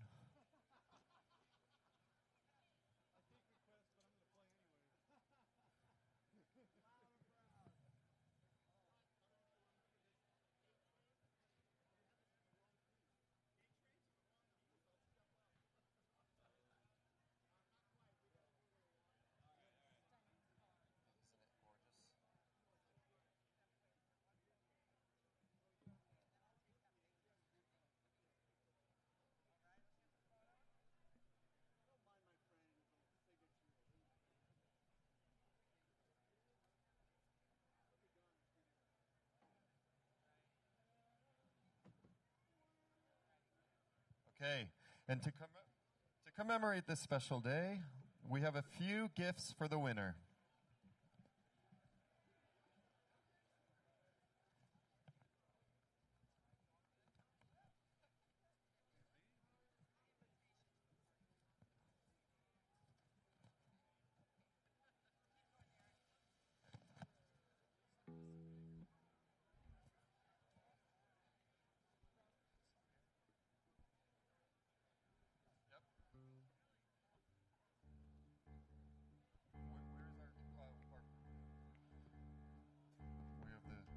Presenting a steel and yellow gold Rolex Datejust 41 is Luca Bernasconi, President and CEO of Rolex Watch USA.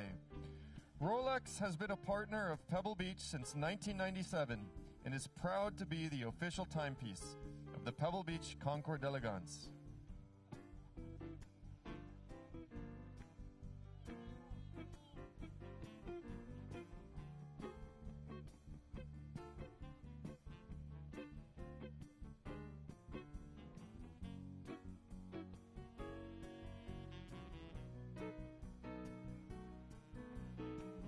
Presenting the gift certificate for a photograph of your best of show car, which will be mounted in a custom leather portfolio, is Michael Furman of Coach Built Press.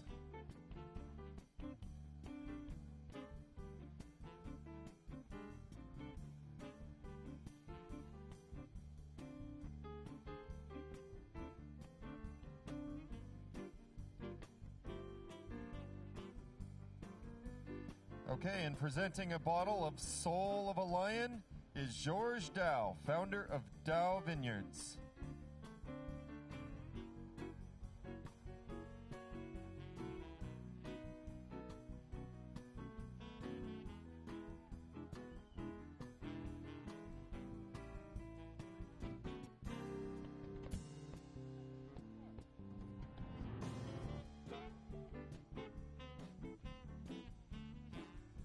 And finally, presenting a celebratory bottle of Dom Perignon is Julia Fitzroy, Business Development Director of Dom Perignon. What would Best of Show be without the champagne?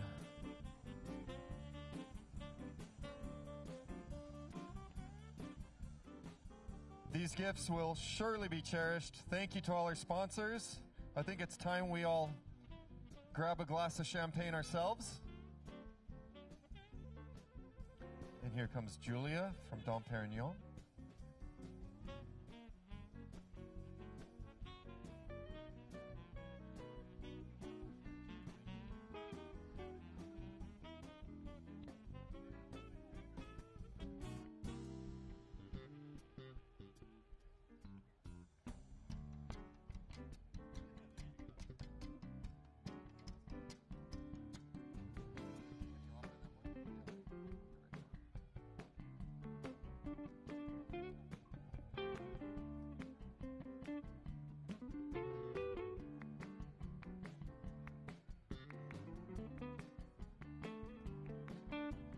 Where?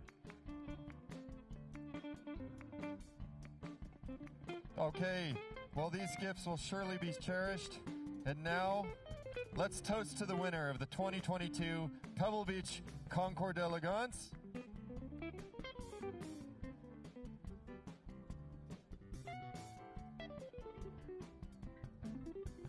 And thank you, everyone, for spending the 71st Pebble Beach Concours with us. And congratulations to all of our 2022 award winners. You can watch the show again at pebble.haggerty.com. And mark your calendars now. The next Pebble Beach Concours will be held right here on August 20th, 2023. Drive safe, everyone, and see you next year.